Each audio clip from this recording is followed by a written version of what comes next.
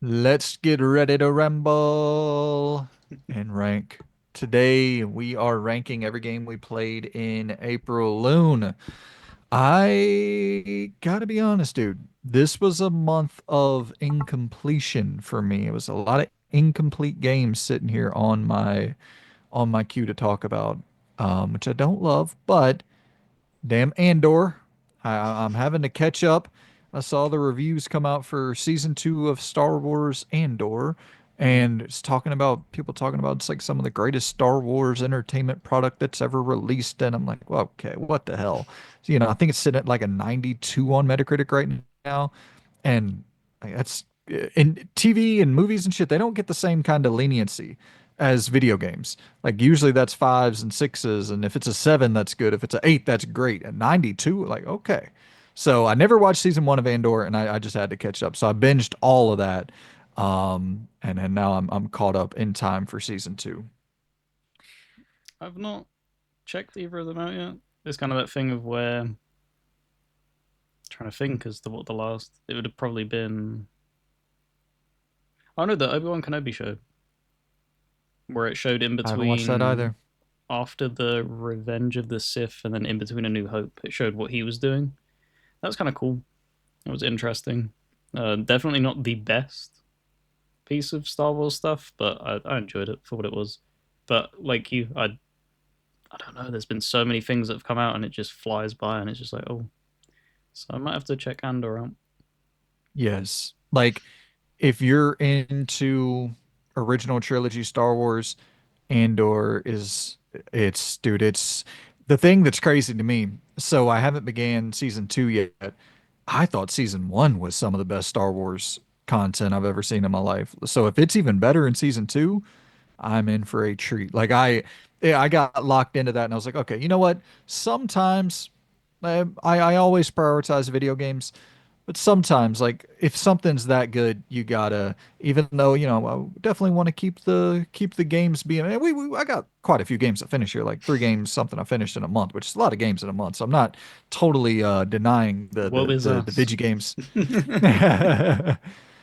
But I just had to burn through Andor this month, man. And I'm glad I did because I'm very, very, very into that shit. Can't wait to jump into season two. So, and also. So Loon and I recorded a show uh that'll go up after this where I was using the Wi-Fi at an Airbnb that I was staying at, and I noticed that the audio was absolutely fucking perfect whenever I was at that Airbnb. So what that told me is that the Wi-Fi is just completely fucked at my house here. So I haven't been able to update because I'm gonna go and buy Starlink. It's the only thing I can get here that's moderately fucking decent. So I'm gonna go and grab that, but I haven't had the chance to do it yet. I just got back home. Um, but I am gonna go and grab. So this should be this ranking right here should be the last anything we do at all on the channel that where I have really bad, not really bad, but sometimes choppy audio on my end. And I'm actually glad that we recorded while I was at that Airbnb because it allowed me to know definitively for sure that There was nothing on it's my side. So that was the yeah worry, wasn't or it? We didn't know if it was stuff related to me or or what. OBS. Yeah. OBS was my big worry. I was like, maybe it's working good on Zoom, but not OBS. So that was my big worry. And also, the Wi-Fi at the Airbnb, I tested it. It wasn't that fast. It was like 120 up and like 14 down, and I think I should be able to get somewhere around that with Starlink, some hopefully. So if we can just keep it that level, because that's as long as we can have good audio. Um, we're in the clear. So yeah, it's nice to have that definitively like, okay, yeah, all it's just upgrade the fucking Wi-Fi and we should have better audio and still be able to do this and uh and kind of have that immediate production on your end, which once again, Loon, greatly fucking appreciated. So how we are going to jump into this ranking today. We got some big reviews out, some Assassin's Creed Shadows, South of Midnight, Alpha Protocol. So for the games we've talked about more in depth, we're going to be a little bit shorter on here with the ranking to try to, not make it a full oh shit, not make it a full 3 hour extravaganza here today, but we'll see. Um, but one game that we have not talked about at all, Loon, I am very, very interested to hear your full thoughts on this, is the juggernaut that is sweeping the world, and that is Expedition 33. You want to begin with this behemoth? It is. It's it's one of them things where it's so rare for us nowadays to look forward to something, and then it basically land on like 9 out of 10 of them things.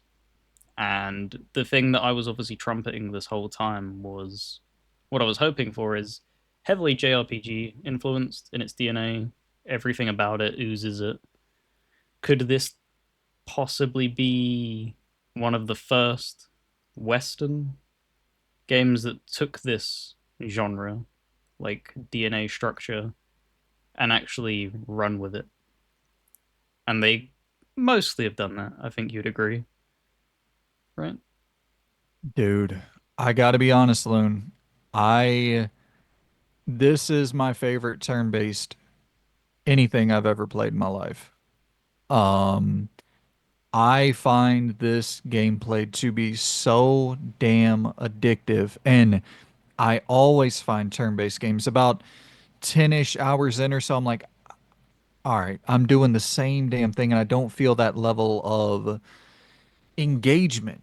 And with what they did incorporating the real time sort of rhythmy aspects to Clair Obscur, where you're having to parry perfectly, you're having to dodge perfectly, you're having to, hit these somewhat QTE windows for your attacks perfectly to get the maximum amount of damage for each swing, for each, every movement that you're sending towards the enemy's direction. Like it just it creates a level of investment in each battle that I just I need that. Like that is so fucking it's just so rewarding to, parry an enemy attack all four times. Perfect parry with your entire team and then you just do like fucking 18,000 points of damage or whatever. Like it's just so So you're a parrier. satisfying, man. Oh yeah. Okay, I'm a dodger. Dodging? I incorporate as my Dark Souls stuff. It is much more suited to dodging and stuff like that. But it's so awesome to see that this is a turn-based game, and they've somehow incorporated. I know people hate hearing the phrase be tossed around, but it is kind of Souls-like esque. You don't get this level of when an enemy attacks you and you have like a reactionary thing that you're doing. Usually when you're playing stuff like say Persona or whatever, you cast your skill and that's it. It's very binary. It's this does fire and then they do a fire attack. So if they do a fire attack, you then like, oh, okay, well I need to like boost up my fire defense, and you're Yeah. always getting hit. That's the thing. Whereas in Clair Obscur, you can ultimately avoid all damage. You can go through entire fights and not get hit. You can do everything hitless, or Yeah. it's not run down to a an accuracy percentage like you would see in say Persona and stuff like that. And you're not. You could obviously buff. You have like shell defensive buffs and stuff like that. But you as the player, if you learn the move sets of the enemies, you don't even need to equip them for the most part, which is crazy to think about in a JRPG inspired game. And yeah, it's because I know you either haven't played Lost Odyssey, or you played a very small amount of it, right? It's one of the I've two. never played it. So you've never played it. Never played it at all. So this is 50% of what Lost Odyssey was kind of doing. So they didn't have the defensive stuff, but you would have the quick time event thing. And that was the first time I ever saw a system like that be implemented, where you as the turn-based character would perform an action and then it would zoom in and it's like a quick time event to determine how well that action is performed. And this game just does that perfectly. It really does, like, everything is so stylized, but it's not cluttered. I think they've done a really good job of balancing it. The only thing that can sometimes be a little bit weird is some of them enemies' attack patterns are kind of brutal when you're first going into like an area, and the way everything is so animated, it looks beautiful to look at. And then because I found myself doing that a lot in the early game, it's like, holy shit, that looks beautiful. And then it just, oh, I'm dead. Because I'm Yeah. not sitting there thinking about, okay, I need to dodge, because I'm so in awe at the animation of their attacks and stuff like that. And all right, where am I having to like dodge? Where when is that like time having like, if that makes sense? Because like they have the anchor enemy early on in the game, and they wind up their attacks, and they kind of do like a Dark Souls s thing where they wind up their attack and then they hold it, and that's Yeah, they do it's the just like fake. motherfucker. So that was like a learning curve for sure. But this game, this game is special. Yeah. Yeah.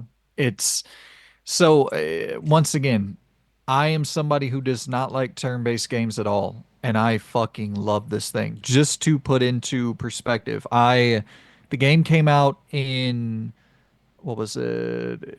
What 24th, was it? wasn't it? The 24th, yeah. I think so. So it's been less than It's 5 days. yeah, it's Five been days, less I than a think. week. I've put 20 hours into this thing in less than a week, and I had a fucking work trip that I had to go do. I've been watching Andor. Like, I, dude, I played this thing for probably, not even joking, probably like 7 hours yesterday. I just did nothing but play this game. And I do not do that with turn-based games. Like, I bounce off of them so quickly. And so, once again, just to give a little bit more context, I'm right near the end. I think I'm at the final boss. I won't go into any details, obviously, but I think I'm at the final boss or near the final boss. I don't know. I'm not looking anything up. I don't want to look anything up, Yep. but based on what they're telling me, it sounds like I should be closing in on the final boss soon. Mm-hmm. So, anywho, um, I think this is definitely. I, I, I mean, I think it's a lock to win Game of the Year unless GTA 6 comes out this year. Like, without a doubt. I love Split Fiction. Don't get me wrong. Split Fiction is probably still the game I like more, but this is this is taking the world by storm in a way that I never could have expected. Even and you know another thing is like I didn't know that this was all ex Ubisoft talent. If I would have knew that, I probably would have had more faith in the game going into it. Because you know when you look at a Prince of Persia: Lost Crown or Rayman Legends or a fucking you know, just you can the Immortals Phoenix Rising, whenever they're allowed to actually Mario Rabbits, whenever they're allowed to flex their creative muscle and they're not locked into the format of Assassin's Creed, Far Cry, Assassin's Creed, Far Cry, Division, Stuff like shines whenever they're through. Creative visions and stuff like that does shine through. I think we did highlight upon it, but we only did it once. I think very early on when we were talking about it when it got announced, and I think we did say that it had ex Ubisoft talent. I could be wrong oh though, and I okay. might have read about that. But it's the type of thing Okay. where this is why I appreciate it, because they didn't keep puffing their chest with that information. They said it maybe Yep. once, and it was just like, yeah, and this is us. That is what I value so much about them. Is that, yeah, you can say what your previous credentials are, but what's more important is making a name for yourself now with who you are right this second, your studio that you're at, and they have done that. Because it's what, Yep. Sandfall is what is their name? Yes, Sandfall. Yes, sir. Sandfall Interactive. Also, for the record, guys, for everyone saying no one bought Xbox copies, I bought one of the 20. Put my money where my mouth is. Um. Yeah. So So yeah, go on. I want to get your kind of just because you were leading into this much more eagerly awaiting the drop of Claire. Hmm. than I was. What are we calling it? Expedition 33, X-33, Claire? Like what's the shorthand? Do you understand how many times I've botched that up on an intro while I'm doing my playthrough? I'm like, fuck. I've had to scrap it like 3 times and go and look at it's the type of thing where it's like, why did you name this man? It's so Just fucking hard to remember in what order. pick one. Yeah. So we'll go Expedition 33.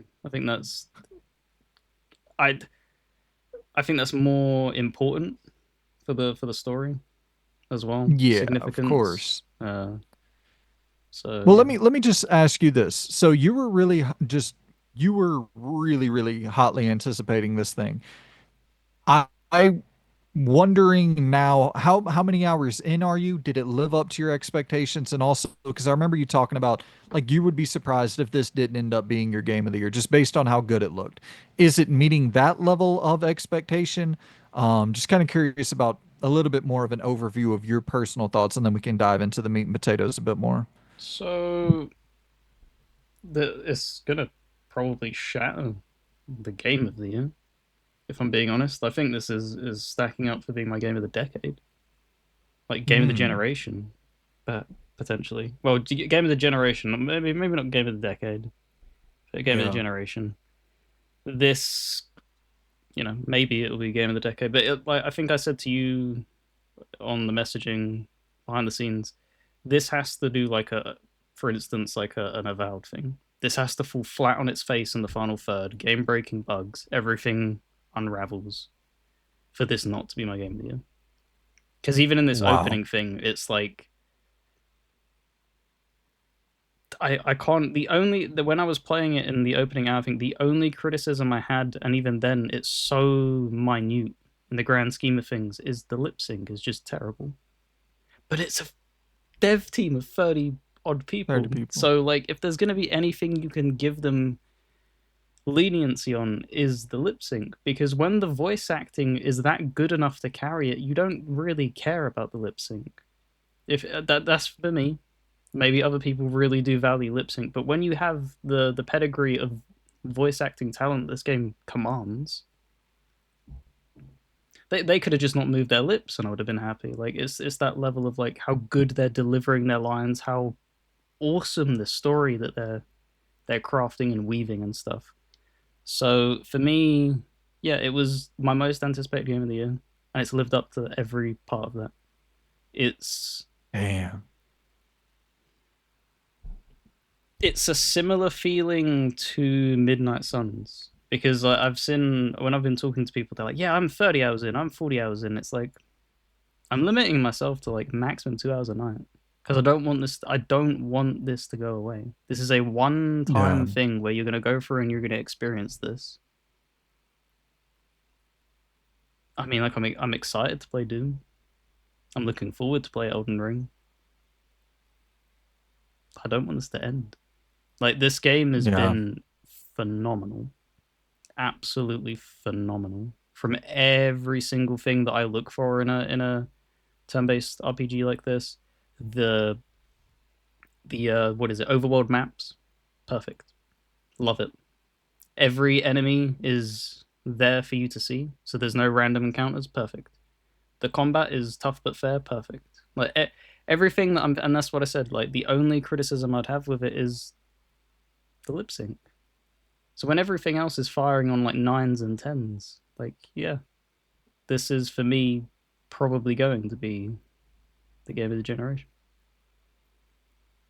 So it's crazy to like I pretty much feel exactly the same way you feel. I don't know if it'll end up being my game of the generation. Once again, it is still at the end of the day a turn-based game at its core, even though it is much more active. There is still a part of me where it's like I am trying to avoid as many of the random encounters as possible at this point because I do much prefer like just getting into the boss fights and having that level of depth and that level of like, okay, you really have to be on your toes. I don't really want to deal with the trash mobs at this point unless I'm specifically going to what is it like I believe it's Serene. Like I'll go to Serene and I'll just clear like there's a line of them and I'll just clear them like one shot with my fucking with my and that's the thing too is it's you have it's a third person shooter as well Hmm. as it's a turn-based game as well as it's a real-time active dodge and parry and attack system. Like you have a gun, you can just pull out and blast people. Like it's fucking crazy. And you can But literally I just wanted to give one more bit of praise to the shooting. Is it's not even yeah. just like a Persona has that. Persona 5 had that with the guns. But they didn't have the weak spot mechanic where it's still everything that they attempt to do, they go that one layer deeper. So with the even just basic attacking and stuff like that, or not basic, sorry, skill, using your skills and having to nail the perfects and stuff like that. The shooting, you're having to look around your target and see for their weak spot and then target that. And it's just like they didn't have to do that. You could have just had it been like, yeah, just always aim for the head.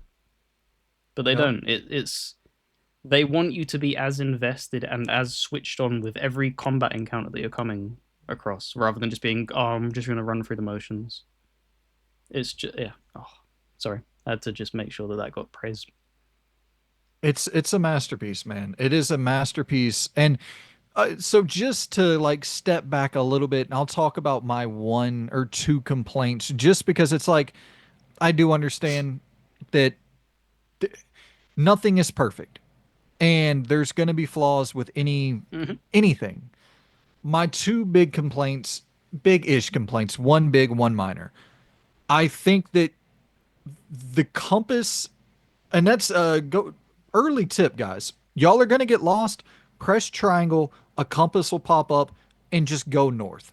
North will take you where you need to go 9 times out of 10. I don't know why that is, but just go north and you'll end up finding your way. If you see lanterns, you're on the right path. I probably spent early on at least an hour lost. That's a bummer. I don't like my time being wasted like that. But at the end of the day, if I would have been following the compass, if I would have knew that early on, I wouldn't have got lost. So that's maybe a me thing. My bigger complaint is the more I'm getting into the story, the later on that I'm getting into the story, I'm really wondering if they're building to anything like no Oh, spoilers. that you don't know how they're going to tie things up in a good manner. I don't know if it's I I it feels like we're getting to a point where they're starting to spin their wheels and like yeah, I we'll talk maybe talk about it further when we do the review once you finished it, but it doesn't feel like it's really going anywhere right now. And it's felt that way for quite some time and I'm like, okay guys, let's press the gas a little bit here. We're these are the same exact threads that we were hitting on 5 hours ago and like these character arcs aren't really pushing forward in the direction that like feels satisfying or paced properly. But once again, I haven't seen the ending. The ending could make up for all of this build up here, and it could be the satisfying thing of like, oh, okay, I see why they lingered on this one character and really tried to hammer home that he's an important piece of the puzzle that you might not be thinking of, and like, so we'll see. Um, but yeah, so the story, I like it a lot. I think the performances, like you said, are incredible. Voice acting is incredible. I haven't even really noticed, like crazily enough, I haven't noticed, and that's something that I'm always nitpicking is motion capture, lip sync. I haven't even noticed the bad lip sync. It's because they're Um, very smart about it though as well. Because the they cutaways, tilt them like that, so it's kind of hard to see when people are talking like that. Whereas if you're directly yeah, head on, you can see people's lips. Or they'll have like in some cases it's literally like the character that has their back who is talking to the character who's yeah. listening and it's like, smart. Play to your strong suits, guys. So yeah, I think they knew that was their weak spot. But as for the story and the characters, I will say, even early on, because I think I'm about 10 hours in, there is kind of that missing puzzle piece as to what like Persona does so well with the companion stuff, and I think that they definitely. Okay, let's just switch to Assassin's Creed. My bad. No, you're fine. That's something that they don't get as right, and I think it's easy to forgive that though, as this is their first game. I think it was more important for them to get this foundational groundwork down. What's up? I I just thought of a joke. I was like, it even you could take the talent out of Ubisoft, but you can't take Ubisoft out of the talent. Even with a 10 out of 10 game, the story is still the weakest fucking it's not the weak it's the weakest part in an overall immaculate product. Like so if the story's a 9.2, it's still Yeah. a fucking 9. I was gonna Like it say doesn't mean the it's story bad. is definitely this is the best story. If you put them up and everything Ubisoft has probably put out in the past 15 years, this eats it alive. From I'm every glad you say standpoint, 15. of voice acting, stakes, what they're building up to, like intrigue, like interest, everything. Like it's just something they just don't get right anymore. And I think this truly proves my point. And I'll pat myself on the back, but I think everybody kind of knows this.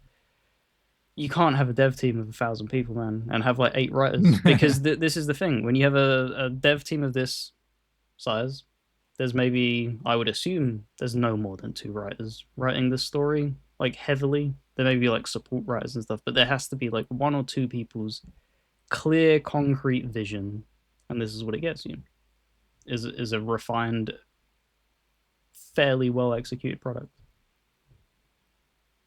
It's I really want to get into the weeds of the gameplay on this thing because that's the biggest surprise to me. Going into Clair Obscur, I'm looking at this, I'm going, yeah, I can't wait to check it out. It's probably going to be an epic story. And then I'll deal with the gameplay. It's it's not I'm not saying it's the opposite where I'm dealing with the story. I love these characters. I'm invested in my characters, my companions, my party. Like, but I'm not necessarily as invested in the build up. Once again, we'll just save that. Some of the villain arcs I'm like, okay, where are we going? But anywho, the gameplay, dude. It's so the boss fights in particular, once you get later into this game, you see shit in these boss fights that rival like Final Fantasy 16 in terms of scale. Which I one thing I will say is playing this has made me re analyze and re-examine how much I appreciate Final Fantasy 16. For them to be able to incorporate that scale of boss encounter into a real-time action game and like some of the crazy shit they were doing with icons and stuff like that, that game probably doesn't get enough credit for just the spectacle that's on offer. But for a 30-man team to have the spectacle, the scale, in those style of encounters with certain boss fights later on in the game, it is crazy. And also the level of intricate design in terms of the move variety and how you're having to apply that pattern recognition dude, it becomes brutal. This game becomes so fucking hard. And once again, just playing on the normal standard difficulty, it becomes brutally challenging about 12-ish hours in. Now, to be fair, I wasn't doing That's 12 hours of Brandon speed gameplay, where yes. he's like halfway through the game. 12 hours in, the footage you're watching is like maybe an hour more from what I was at here. It was 12 hours in. So so just to so my what level are your characters right now? My characters are almost across the board level 50. 18 maybe Okay, 17. so you're kind of on that same trajectory. That's because I farmed. Um yeah, But yeah, but so I guess that's something to we should probably say that out the gate. I've heard people say, you don't gotta grind, you don't gotta go and level up. You can get through it all with skill, and you probably can if you're really fucking good, like really really good. I'm not that level of good.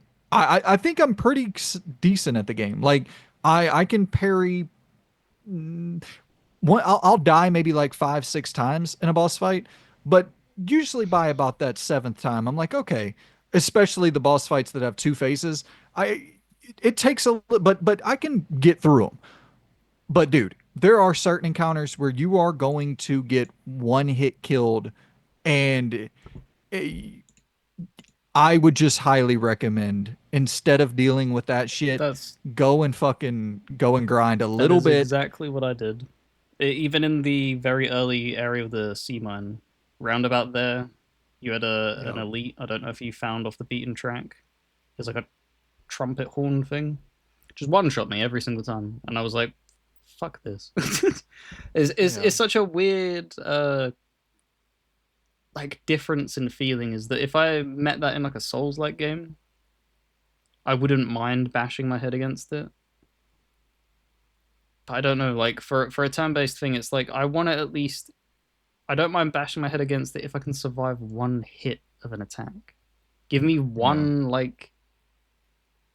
one save, as it were. You know, smack me, get me down to like 1% HP, but at least give me the ability to heal and be like, okay, and learn from that. Because there's nothing worse than just being one hit, party wiped, and it's like, yeah, back you go. Something that should get praised as well. The checkpointing system when you do get party wiped is Yes. fairly lenient. Like you're talking when that happened to me with that fight, it just popped me straight back out, basically in front of him. And he was like, "Oh, cool." I'm not gonna sit there and like bash my head against that, but that's nice. So yeah, Yeah. It's I, I think the most because you said you're more of a dodger, but I think for me personally, the most fun and just exhilarating feeling you're gonna get playing this game is if you lock in and you have one of those 4 5 hit attacks that the boss is doing, and you parry all 5 of them bitches back to back with your party, and then y'all just deal this crazy amount of damage, and like you see that big ass health bar just take a real like 15% hit to it.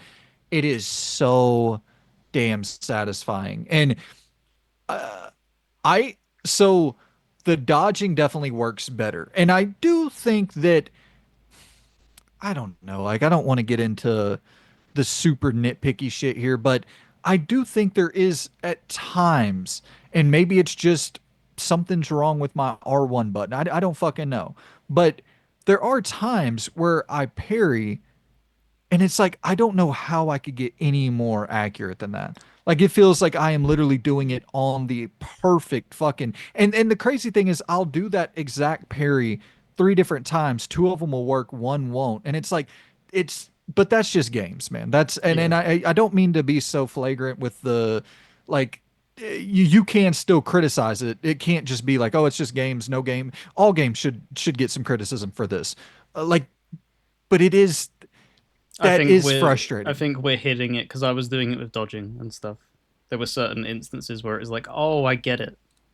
Um, that elite, for example, when he was powering up his attack, what he would do is he would lift his leg, and the moment that leg begins to then go back down, that's when you're doing your thing. And that's something like they choreograph it pretty well when you piece it together. Like, okay, that's when I need to do it. But the same thing happened to me, where it was like, out of the 5 times, I did it 4, and I didn't do it one time, and it was like I did exactly what I did last time, but it's just that thing of where you're probably both of us we're just catching it one frame either too early, too late, and stuff like that, and it's just like that kind of sucks. But Yeah, it does. I don't know. I think it functions most of the time, which is Oh yeah. what should be given praise. Is that you're talking about a system like that in a turn-based RPG. It's just like the fact that you got most of this shit working day one is kind of crazy when you think about some games launch. And just an example, Pathfinder Wrath of the Righteous, I hold it extremely high regard wise, but the 1.0 launch on Xbox didn't have a toolbar, so I couldn't use spells. So you're talking like Oh my imagine God. going into this game and applying that to this, where it's like, oh, you go into the match and all you can do is basic attack. What Oh, the fuck? That would be eaten alive. So yeah, I think they've done a really good job. It just needs maybe a little bit of tweaking. Maybe some attacks need a little, just not to the point where you will be parrying or dodging every single time. Just maybe tighten it by like half. If it's like 1 millisecond, half a millisecond, like tighten it just to give it that little bit of leniency. yeah. Dude, I'm to the point now where I have a couple characters who can do like around a few thousand points of damage with just kind of standard attacks. And it is so fucking satisfying seeing you start off and you're doing 70 points and then you go to 250 and then you go to 480 and then like just that gradual progression and then you're doing thousands of points of damage at the end of the game. And I think that I don't once again, I have no idea, but I think that after you finish the game because uh have you found the arena? Yeah, where they say that they'll Okay. snap you like a twig every single time you go around there. Yeah. And I went in there and And it, I talked to each of them because it was one of the parts of the recording, and I was like, okay, let's go. I'll beat up the guy where he says he's like his big head Jim or some crap. He'll be a pushover, and he fucking one punch me in the thing. I was like, okay, well, so that's what my teeth taste like. Gonna wait until I digest them and put them back in. so there's a boss in that arena, like the main arena lady, the person who sends you onto the arena, where you can choose to fight her. And I think you got to deal like 1 million points of damage or something, if I'm not mistaken, to be able to beat her in Mm, one go. yep. Um, and so I don't think that's possible in the base game. I think that's going to be like New Game Plus or something because I think Uh, you max out at 9,999 points for individual like hits and you got to do 1 million in one hit. So I think that you're going to be able to like fully after the game do crazy amounts of damage. I can't speak upon that in its like exact thing, but that is usually have like an ultimate boss. You know, you had the in the Final Fantasy, you had the bosses that you'd fight to get the ultimate weapons. In Persona, you'd have like Persona 3 had the Velvet Room special bosses and stuff like that. So there's always been them types of things. Usually, you're able to beat them on like a first playthrough though. They don't usually like lock that behind like a new game, especially like they wouldn't spawn it usually if that's the case because that would feel Yeah, really bad I to guess go that's in there. true. Like there has to be some, but like you said, if there's a limiter cap of 9,999, Or maybe that's just my limit. Maybe just with what I'm able to do with my current like output of what level are you? abilities and 50 for all my characters. Well, 50 for two And characters you and then have like hit around 50. 9,999 as like it's popped up. 9,000 Yes, 9,999 has popped Yeah, up, but I've never seen that has to but break then. If you're level 50 and you're doing that, like there has to be something that pops up in either after you've beaten the game where it's like here's like something that cracks that number. now, there are certain types of attacks that like you can do 4 or 5 attacks back to back, and they all do Yeah. or a few thousand, and so maybe they add up to, but that's still only adding up to like 30, 40,000 or whatever. Like so, but I don't know. I could be completely wrong. You might be able to beat her in the main game, but it's just the idea of maybe having full limitless scaling and full limitless potential for your attacks and shit like that after the game. Like that's what a fucking cool way to bring someone back into the game for another run where they're Yeah, because just it's a new blitzing game through plus. I shit know and there's new game plus, so you oh, there can. is New Game Plus. Yep, Oh, well, then yeah, I bet that is what it is. yep. So it might be that, but that does feel bad that they would lock that behind, like spawning the enemy to go give you that.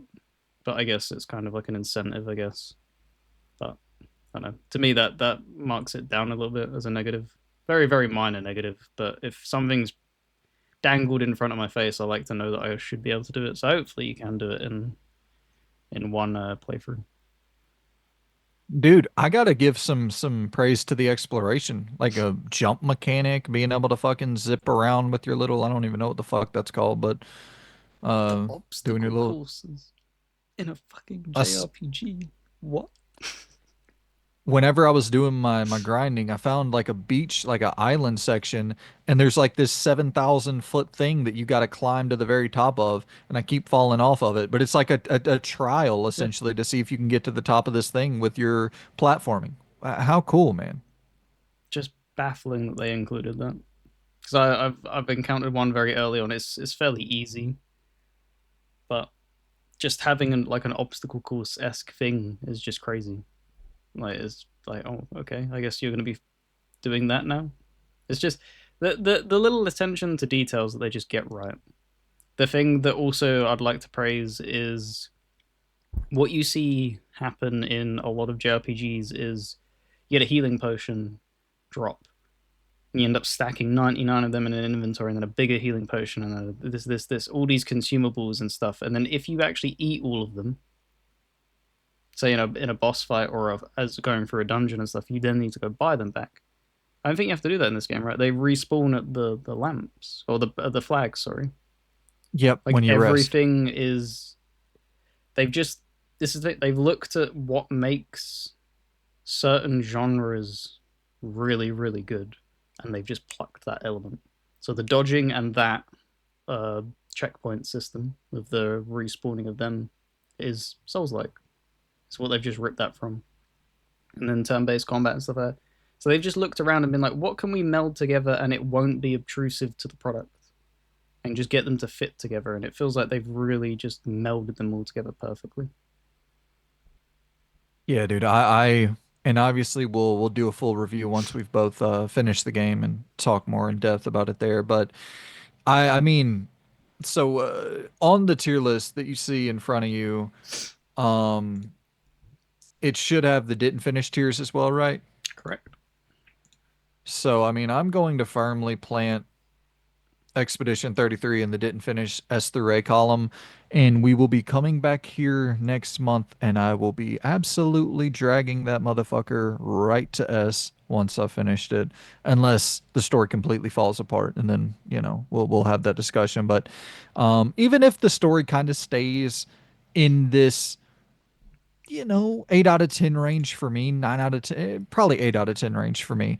Like that's still a S tier video game. Like this has changed my entire opinion on turn-based combat. And I understand, like, totally get it. Most turn-based games are not going to have this active element to it. I think, like you said, Lost Odyssey, Shadow Heart, I believe, is one on the PS2. Like the Mario RPG. Like there are other options out there who have done this.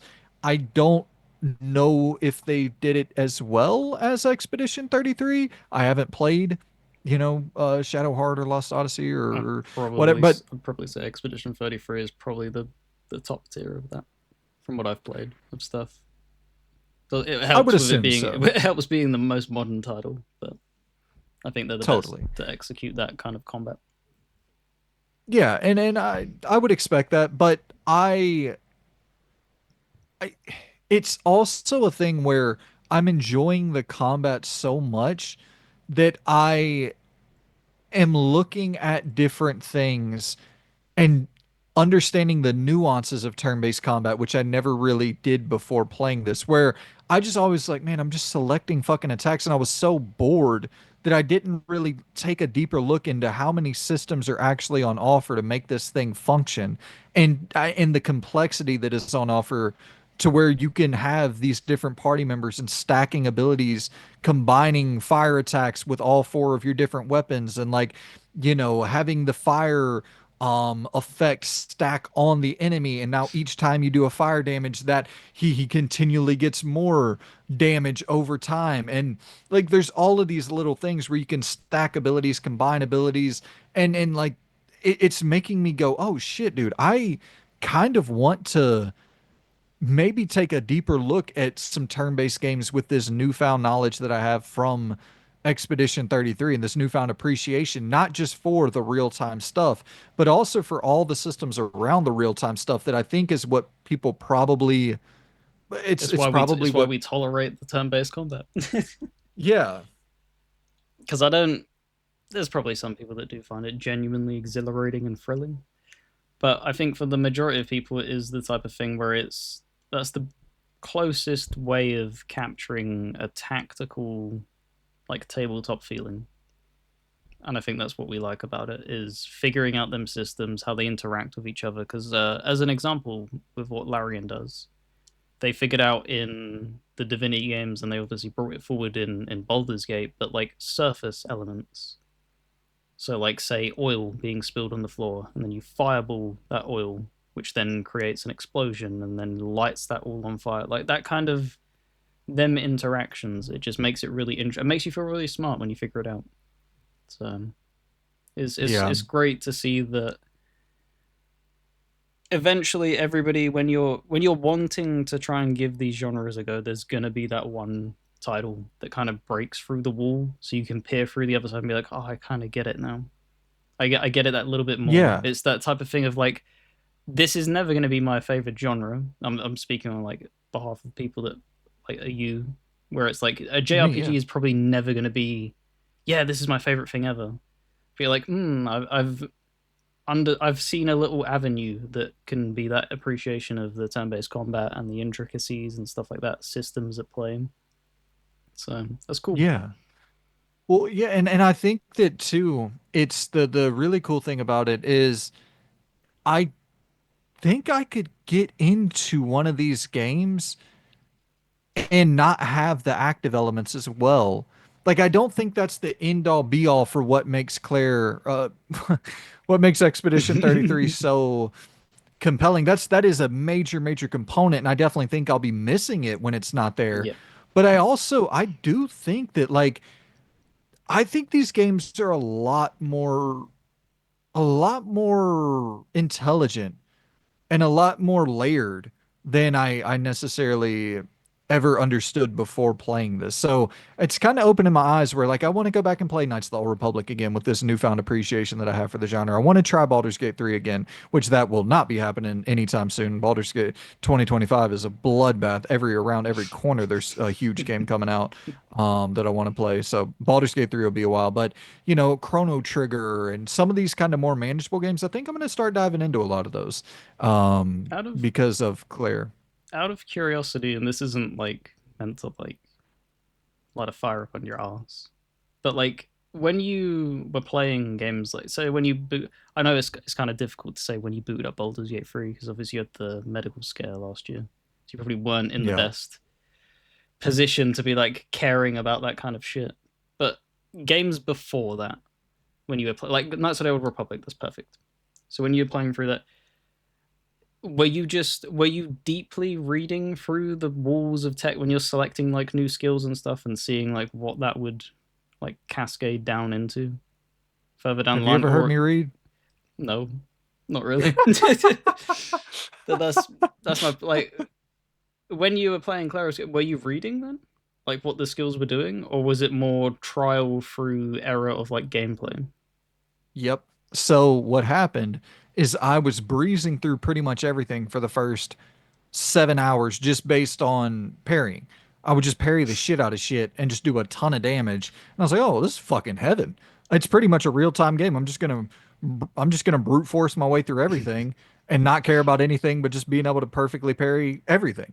And then it got to a point where not to spoil anything, but the first two-phase boss encounter that I ran into, shit got real quick. And I was like, oh, let me go in here and look at these fucking pictos or whatever the hell they're called. And let me go in and look at these, different abilities I can equip. And let me look at my weapon.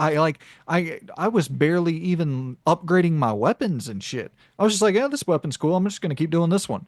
And then it got to a point where I was like, hey, dipshit, you gotta fucking start taking a second to learn this. And then it was like, okay. So all right, this character right here, he does the most damage with his base attack. I'm gonna equip an ability that allows him to do a base attack, and every time he starts a turn with a base attack, he gets another attack.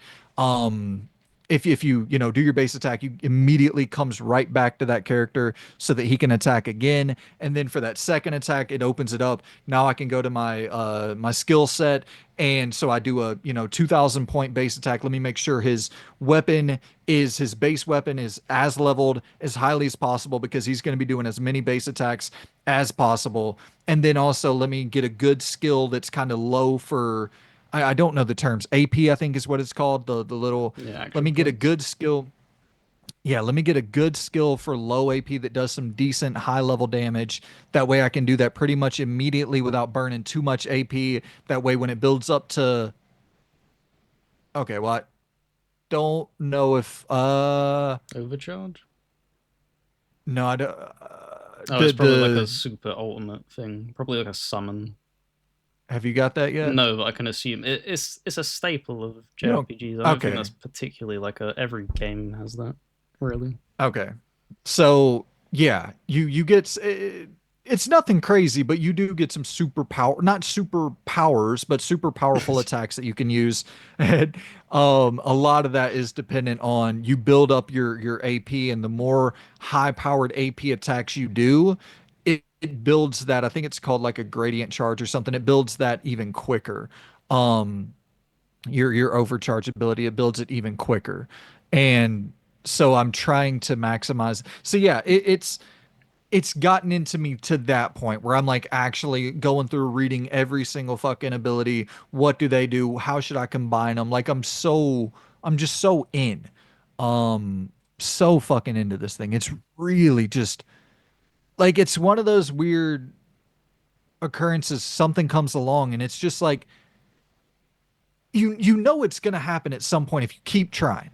Like I want to, and that's the thing that always bums me out about people in the media and shit, where they'll be like, "Oh, well, I'm not a this game guy. I'm not a that game guy." And it's like, but you might be if you keep trying. And I think I'm at that point now where I'm not saying I'm a turn-based guy, but I tried enough times to where something clicked with this one, and I think I appreciate the entire genre a little bit more because of this game. Yeah, I think it.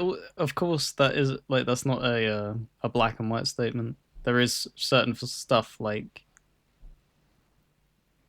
it's a one of the player as well.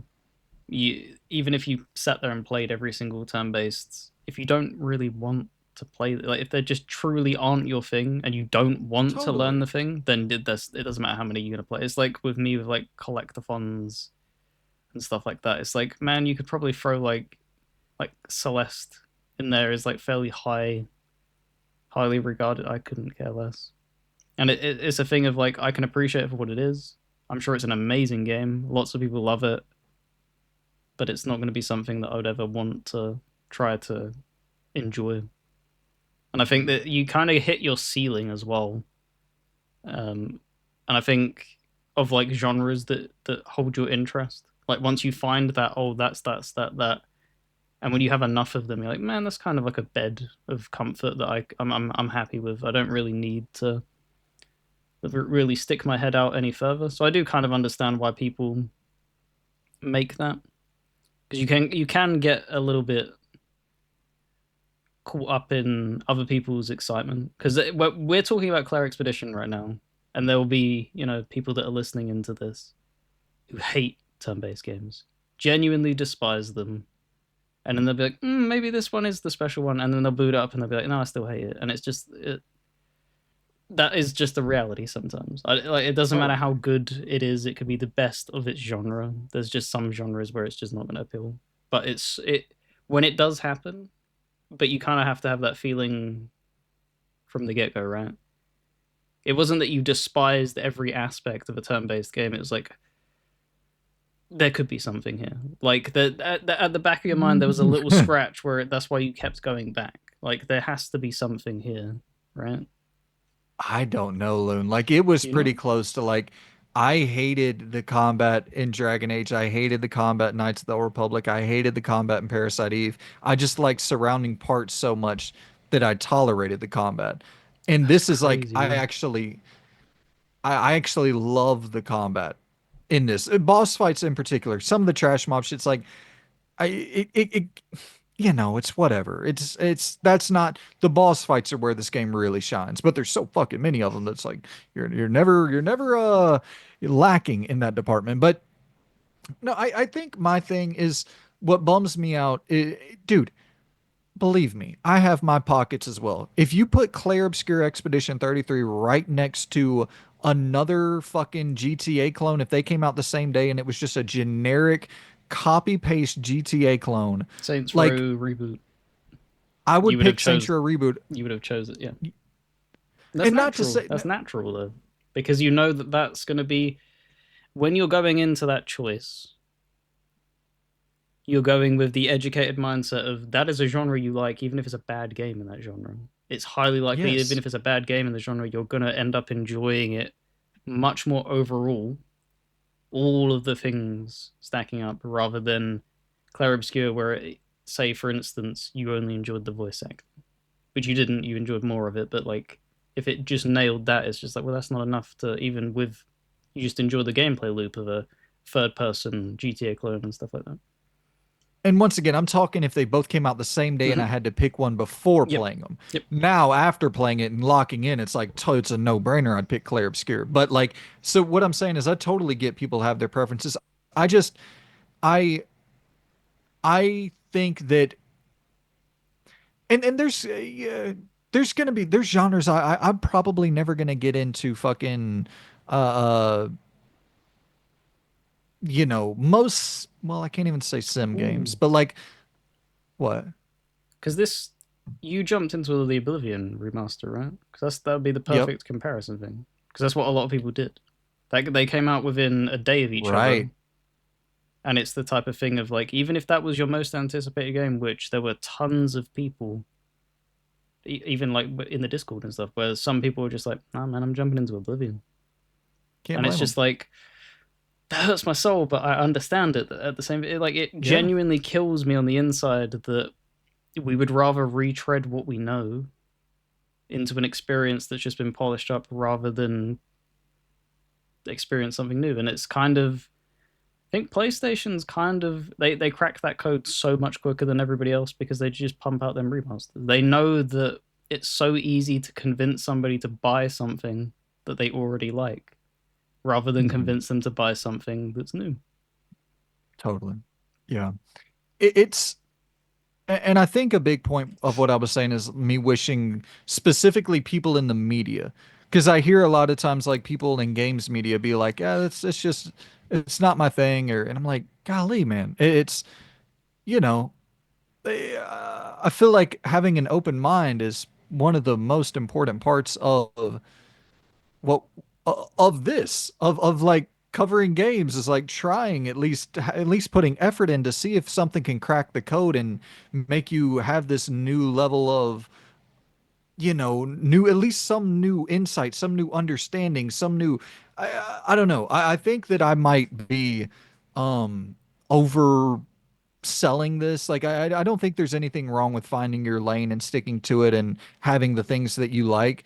But I totally don't think there's anything wrong with it for most like the average everyday person who's working fucking, 50 hours a week and it's like, dude, I am not about to fucking my No, brain is already taxed to the max. Like, yeah. your thread of logic is coming at it from people who cover stuff. It's Yeah. in the industry, so that's fully understandable.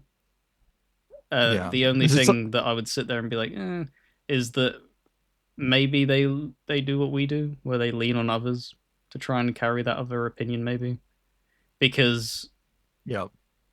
that's the only thing where I always like playing devil's advocate. I like I like giving that That's a full counterpoint. topic right I here. think it makes for interesting conversations. I'm not saying that obviously you're wrong. I think it's just always good to look at it from every angle possible.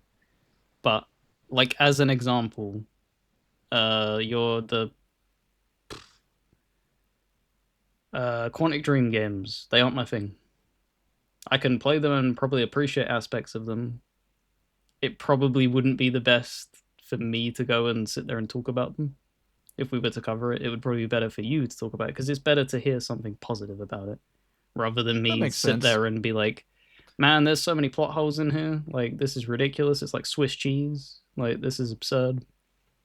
Yeah. And I would end up looking at it much deeper. And I wouldn't probably end up appreciating some of the stuff that. Whereas if you boot it up and you're like, oh, I like this, I think it does this really well. So that's the only like thread of logic that I would be like, maybe that's probably why they take a step back. But if they're just the thing I don't understand is if they turn around and say that for one title and then it's this like another title in that genre comes out and they happily touch that. That's when I don't understand Yeah. it. It's just like, it's a bit weird. Okay. Yeah, in all honesty, even me thinking that it's like there's genres I just don't like as well. So who the fuck am I to judge? Like I don't really, uh, well, like I don't know because a roguelike, I don't like roguelikes at all, but I will still try to like them. I mean, Like you I liked will still try Balatro, to play them and right? As a game. right, yeah. True, there are roguelikes that do really fucking click with me a lot. Say, yeah, I don't know. I think I think that I am in a weird, I, like I just love video games. And even when I don't like video games, there's like I just like playing them. And You like I experiencing them. It's more so that you like the experience of getting everything rather than just staying in that comfort zone. Because I relate to that totally. in some cases as well. Of like probably less so now. I kind of did like rein that in a bit in the past couple of years, which kind of it sucks a little bit because it probably would have made for a lot more interesting conversations if we had done this like 2 or 3 years ago in the way that we're doing it now. It probably would have made for a lot more variety coming out of my mouth. But I've definitely like taken that one step back. But I feel like I cover a decent amount of Oh genres, yeah. so it's not Yeah, like I've you cover a sacrificed ton of everything. But no, dude. You you cover a ton definitely of do that stuff. heavy lifting, and that's what I wanted to like throw praise your way. Like you're always looking for like that next weird thing and stuff like that. Like it, even just the games here that you can see everybody like look at my list is fairly they're fairly similar. A lot of them things that there's a lot of crossovers, whereas I don't know, dude. You got a roguelike on here with Last Day and Aftermath. You got a sim management game with Tropico 4. You got a JRPG with Suikoden. You got a like stealth-based action adventure game with Get Even. Open world RPG with Assassin's. Like there's a lot of variety there. yeah, it still feels like there probably could have been a little bit more. A lot of that is like strategy when you're breaking it down to even like stripping like Expedition, Suikoden, King Arthur. I don't know how you say it, but Xuan Yuan, I think. So apologies when we get around to that. I don't know. I Yeah, I don't was know. wondering what the hell that I don't know was. what I don't know how you pronounce it, but it's Chinese. So forgive But me. I think really the you said it earlier, just and we can get off this. This has turned into a fucking this should have Oh, been its let me full. before we. I'm gonna throw mine in S because I never got the chance. My bad, man. They can hold hands Uh, together in the S and A because if we haven't hammered that home enough, it clearly is an S to A game. oh, without a doubt. Yeah, I could if the ending totally just botches completely, it could maybe drop to A, but this is absolutely an S tier video game. But like you said the thing, experience. You said you like to experience thing. And that's really it because you dive so deep into shit. And I love hopping around to different shit. Like I love just like dabbling here for a little bit, jump out. Like it really is that kind of experience thing of like, oh, let's take a trip to fucking to let's take a trip to the stone what is it the Stones of Madness for a second and now we're going to take a trip back like it's not a long stay but like let's take a quick trip. Uh that's you hit it perfectly there. But Do you ever? yeah. Because the thing is that I do that a little bit, but I feel bad for doing that. You don't I have. used to. See, that's me still. Like I feel that thing of like I want to see it through to its finale because there's a game on my list that I'm going to tear to shreds, which was caused by that. Because boy, that the opening of the game is amazing, then it falls Is apart. there any achievement hunter related reasons for No, that? because the game on the list I wasn't achievement hunting. It solely is I Uh, like to have story clears more than okay. 100%. I like to know that that's ticked off to the point where I can put that aside and I can choose to go back and 100% it. But so if I don't choose to do that, that's still it's done. That story's done. I mean, I just like I've finality. I totally hear that. Yeah, I've come to this realization where it's like I I'm pretty much at a point now where it's your job. It's the game's job. I thought you meant my And job. no, It's your job, where dumbass. There's the it, baton pass. it's the game's job. It's like if for what and it doesn't matter what the reason is. Like you gotta you don't have to, but I gotta kind of because I had that thing where it's like I want to finish absolutely everything. But I've come to this thing lately where it's just I'm telling myself you gotta pass on things because if I don't pass on things, I'm missing great things to finish average Mm. things. And it's like I don't want to never finish Baldur's Gate 3 or Knights of the Old Republic because I'm sinking, you know, 40 hours into Promise Mascot Agency or whatever. And not to just shit on that game because that game is actually pretty cool and we'll talk about it. But yeah, anywho, we're gonna spend 17 hours on this damn ranking here. Let's talk about Atomfall real quick. You cool with that? Yep. And this is all you because I didn't jump into it. So this dropped on Game Pass as well, the old Atomfall. Um, you're hearing a lot of people compare it to your Metros, your Stalkers, your Fallouts. I think Metro is probably the more apt comparison with a little bit of that Fallout choose your own adventure sort of energy where you get to make dialogue choices and stuff like that. This game's really, really cool. And if you are a fan of that kind of a lot of people talk about Kingdom Come Deliverance too in terms of the level of freedom that you have in the world of really not knowing where to go, not knowing what to do next, not knowing the order of the quests, all that. Kingdom Come is pretty Skyrim-ish, pretty Elder Scrolls-ish.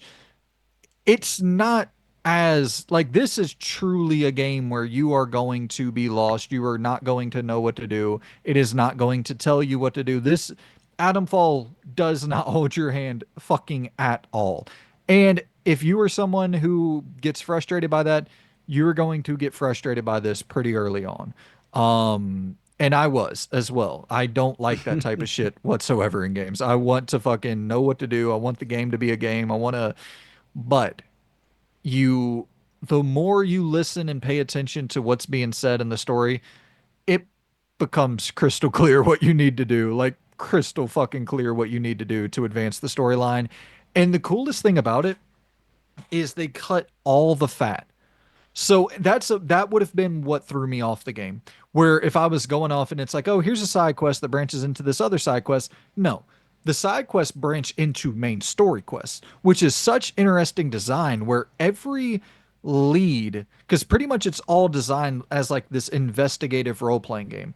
But the leads all end up back to the main story, to the main objective. Your character has one objective in this game, and that's it. He does not give a fuck about your little meaningless bullshit going on in your life unless you can help him with his quest.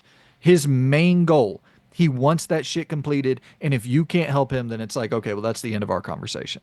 And that is dope because to me that there's always some level of immersion breaking because that level of importance that you're trying to put on what needs to be done, if I'm off dicking around and collecting flowers and all that, then it makes what needs to be done feel so much less important to me. Hmm. And I know that's just video games, but um this is a really, really, really good game. A really good game.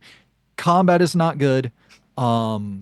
But I probably spent a total I think I played maybe 15 hours of it something. That's the thing. You can finish it in 15. You could probably finish it in an hour or two if you know what to do. Um because it is Is literally once you figure out what to do, it is you're going to be done with that game really really quickly once you figure out what to do.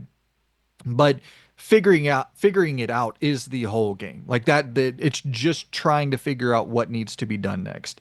Um Combat's not good, but I spent maybe in my 15 hours of playing the game a total of 30 minutes in combat. Like damn. I never was engaging in combat whatsoever. And you really don't have to. Like if an enemy comes up towards you, if you just walk away, he's like the these are people that are they're talking back and forth and like, hey, you need to stay out of here, and if you just stay out of there, you're not fighting. And then you can sneak around and do what you need to do by sneaking. And see, I spent very, very little time in combat, but um, go into my notes here to make sure that there's nothing that I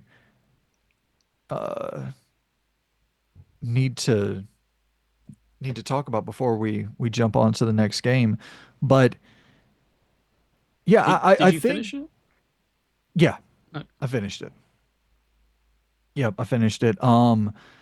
I like that the map is set up with like this longitude and latitude setup, and whenever you get clues, it just tells you like it gives you a longitude and latitude sort of marker, and then you look at that on your map, track that down based on the longitude and latitude. And then you have like your heart rate system where if you're, you know, if you're taking damage or if you're running or whatever, your heart rate will increase.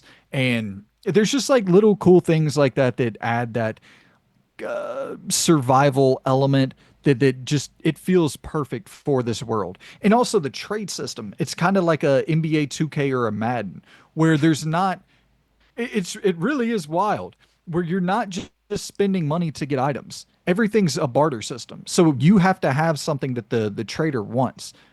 And it's just like you exchange your shotgun for his battery. And if he really wants a shotgun, like say you're playing a FIFA game or whatever, and if there's a specific goalie that they really, really want, they might be willing to offer up a lot more for that goalie because they really want that goalie. If there's a quarterback in Madden that the team really needs, they'll offer up a star defensive lineman that, you know, is a 99 for an overall 87 quarterback just because they really need a quarterback. And so it's the same thing here where, and once again, I'm just going to say batteries are really important in this game. I don't think that's a spoiler. That's more a tip. If you can get a battery early on by offering up some bullshit because some trader really needs this thing to get I think it's called a bionic battery or whatever the hell it's called, atomic battery, whatever. Um, get those batteries. Get those batteries, and the game is over. Like you're in the clear if you have batteries. I'm just gonna say that. Um, so yeah, it's cool. It's cool. Get a little metal detector. I'm running around with my little metal detector, detecting for shit and finding little treasures. It's a cool game. I like it a lot. How big are the? Because I'm seeing. Obviously, I haven't played it, so everything that is basing questions off of is the footage that I'm looking at in front of me. So there's a lot of um like loading areas. How big are like the Hmm. dungeons and stuff? Are they manageable, or do they feel like that they drag on and stuff like that? Because that's the kind of thing that can really hinder a game like this. And I'm also asking because it's Rebellion that made this game. This Yep. doesn't like at first glance. If you were to give somebody 10 random guesses, who's the developer that made this game? The only correlation they could draw that you've said is that heart rate thing, which is in their Sniper Elite games. Everything else just it doesn't look like a Rebellion game. Yeah. So have they like executed well on the product? Are the dungeons good that you're going through and exploring, or does it kind of drag on? There are a couple that drag on, but I will say the one that drags on the most isn't necessarily a dungeon, but I understand what you're saying, the layout of like certain Mm. interiors and you know, the looping kind of interconnected nature of it if it drags or not. There is a prison section which can it's one of the coolest prisons I've ever seen in a video game. Like it's really well designed. It's so like so big, man. It is a large ass prison section. Right. And it for sure drags on a little bit. I won't lie. But the actual dungeons, whenever you're going and having to take on some cultists or whatever to get back a certain item to give to a quest giver so that they can get you into this certain facility or whatever the case, like those sections aren't bad at all. And once again, not to spoil anything, but you can avoid almost all of that. Once you know what to do, you can avoid almost all of that. And there's multiple different endings. You're going to have to pretty much pick someone to align with in this game.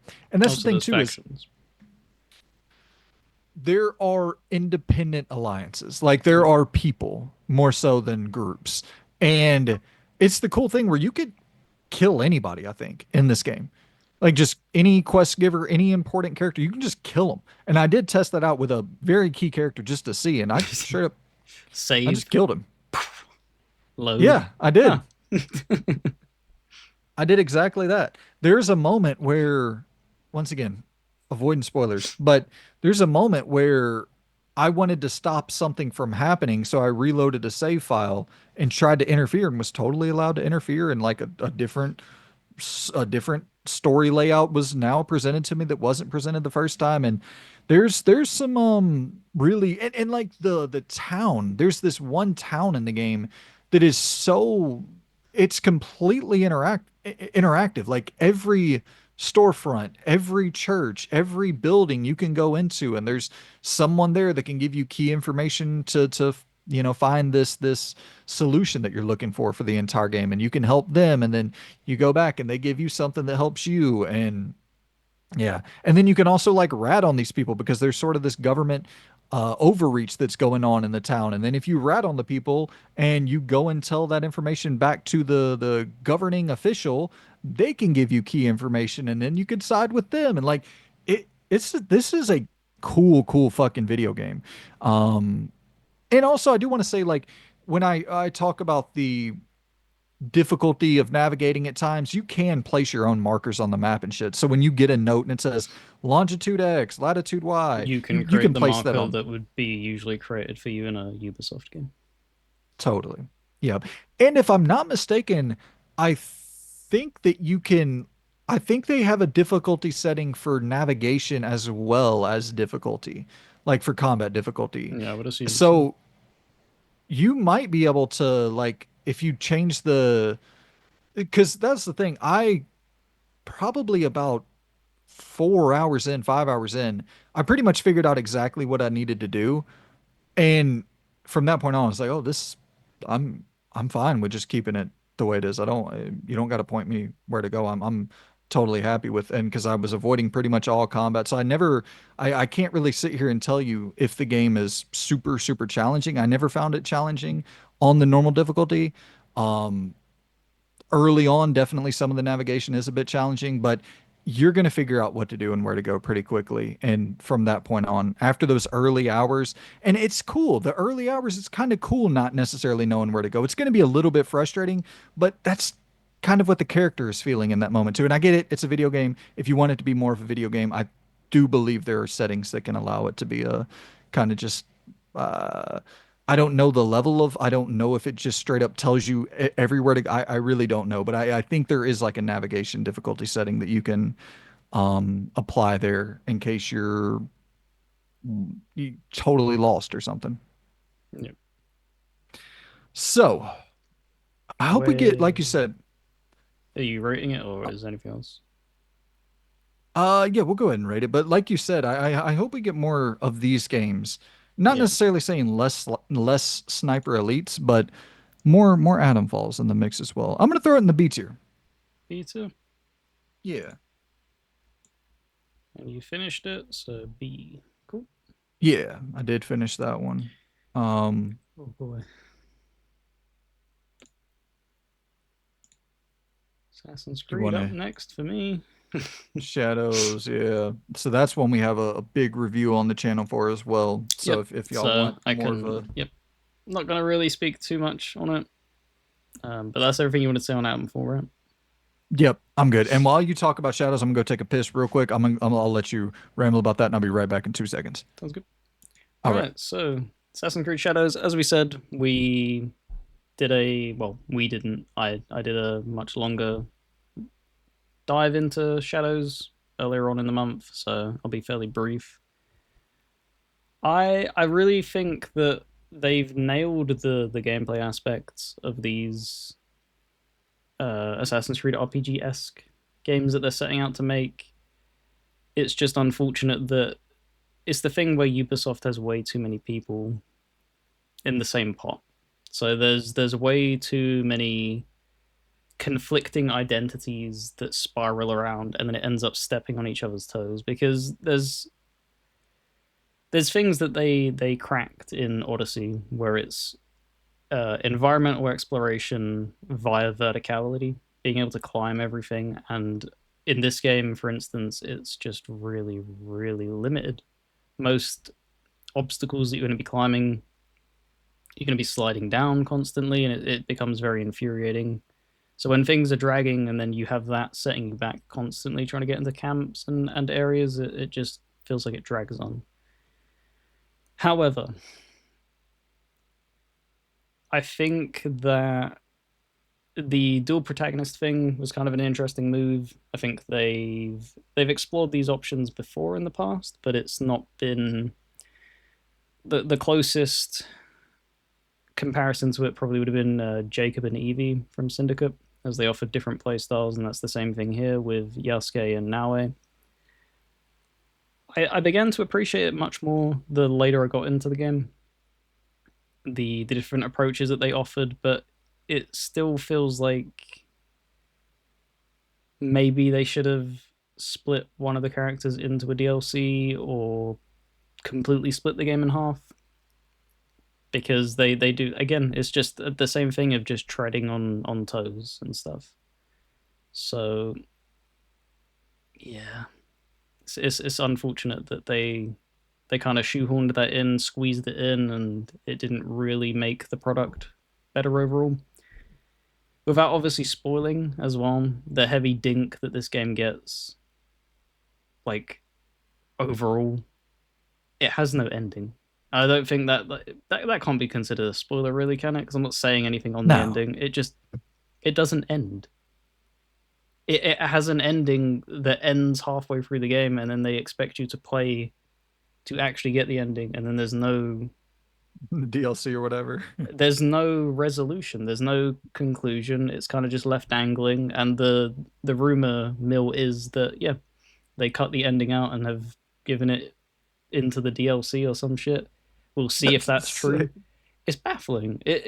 It's basically what I covered to catch you up. It's a game of conflicted identities. It's too many people in the same pot shouting different ideas and stuff, and some of them are sticking as they usually do, and others just get in the way of each other. It's it's so difficult because I enjoyed it, but there were so many shortcomings of it. And I'm hoping, because the next one is rumored, that's the Hex game, right? Man, Supposedly. I'm excited for that. Yeah, I hope they can scale back and nail that. The problem I have with that is that it can't be like, they have to shed these RPG like skin for them shorter experiences. Like it has to just go, like there can't be numbers based stuff. But Like what they about like root, Mass Effect? but that's the thing though, isn't it? You never went into an area in Mass Effect and you couldn't deal damage. No, but that's what I'm saying. Like, what if they kept the RPG elements like a Mass Yeah, Effect, that's what I mean. where They can't go with this leveled gear shit where everything right. is dependent upon that leveled gear, and you as the level of the character. Um, it just needs to be structured better, and it's just I don't. There's no way in their current state of how they make these games they can't manage that, so it just has to be eliminated. They've proven it time and time again that you can get very close, say in like Odyssey and stuff, where the gap difference wasn't as bad, but it was still noticeable in certain parts. But this is some of the worst it's ever been. Like Valhalla, where it was bad. This is worse than Valhalla. You get to like level, around about the level 15 mark, and you just can't continue with main stories, because if you're just going through the main plot, they don't give you enough XP. So you start falling behind, and then you're forced into doing this mundane shit side stuff, which it is. A lot of it is mundane. Because because I ended up 100%ing it, some of the stuff you have to go back to doing is so boring. So I wait, can you under 100% at Shadows? yeah. Oh, fucking A. So this is like what I mean is like, if this is the stuff you meant that you were doing, like the Kujikiris and doing that stuff on repeat and all that crap, that ain't it, man. There's nothing Yeah. really there. Like it's so lacking in substance. There's Some of the side stuff is good, but so much of it is very, very watered down. You have some aspects where it will introduce a character and stuff, and that can kind of retain your attention to a degree. Um, I can't really name any of them, but that clip right there perfectly. Yeah, obviously Brandon can't see it, but me being slightly underleveled and you just getting one shot off your horse from a Teppo is just crazy. So that was just me trying to rattle through it quickly. Obviously, if you want fairly deeper thoughts, it's over on the channel in the Totally. review format. But before you do your ranking, because whenever you provided your review, I thought it was such a good review in exercising some level of restraint in terms of you really liked the game, Mm-hmm. but you were trying to provide like a not objective review, but a less A biased level-headed, review. yeah. I want you to be as biased as possible. This is your ranking, these are your feelings, your personal thoughts. I don't want you to feel like you have to stick to your review score in the So rankings. You know what I mean? this is the beautiful thing though of you don't 100% things. Going for the 100%, it can sometimes very, very heavily skew how you felt when you got to Ah, the end of it. true. And that final bit of the 100% was whack. There Okay. was so much shit in that 100% that was just meaningless. Um, I don't think this is spot. There is you. There's animals that you draw, right? You must have encountered one of them at some point when you were playing, where you have to sneak up on it because I think you have to do it for a main quest at one point. On an animal? Yeah, there's just animals in the environment, and you sneak up to it, and then you need to be stealthy, and it fills up a bar, and then you write it. You like draw it yourself. The character Bro, draws it. my You memory don't. is Okay. my memory is so There's shot, but definitely I there's definitely a mandatory one very early on, but if you only did it once, it's probably not going to be something that's going to stick out in your memory. okay, I don't So fucking there was an remember that. achievement. Oh, yeah. It's like a fucking you can do it with the ducks and shit, right? That are Yes, swimming and shit. Yeah, okay. yes. Okay, yeah, yeah, yeah. So Yep. they're the normal ones that just exist in the environment, and they exist all year round. You can go there, you can find them. They're on the they've in their infinite wisdom decided to do like legendary animals. And usually when they've done legendary animals in the past, it's usually hunting them in a Far Cry game or even in Valhalla and stuff. They were just things on a map that were there, and you would hunt them, and they would be like boss fights. They were the drawing things this time. The Hmm. single worst aspect of that game is that because they have this season mode where it's like summer, winter, autumn, and stuff like that. So they only spawn at night in winter. That's every single season change is 2 hours IRL, and you can't speed that up. So I had to, because I think I messaged you when I was doing it. I had to just place a point on a map, let it auto run with the horse, and just leave that running all day to get that 100%. Which Jesus that's Christ. tragic. That is absolutely tragic because it comes back to the thing of you already solved this problem in previous games by just adding a wait button. That's not in Shadows for whatever reason. You've decided to just take it out because I can't even give like a defensive reason for it. Just there's no excuse to not have that. So going for that 100% because I think I would have ranked it probably around a B, right? It's a C. It's a C tier game. Okay. Dropping it Um, to a C.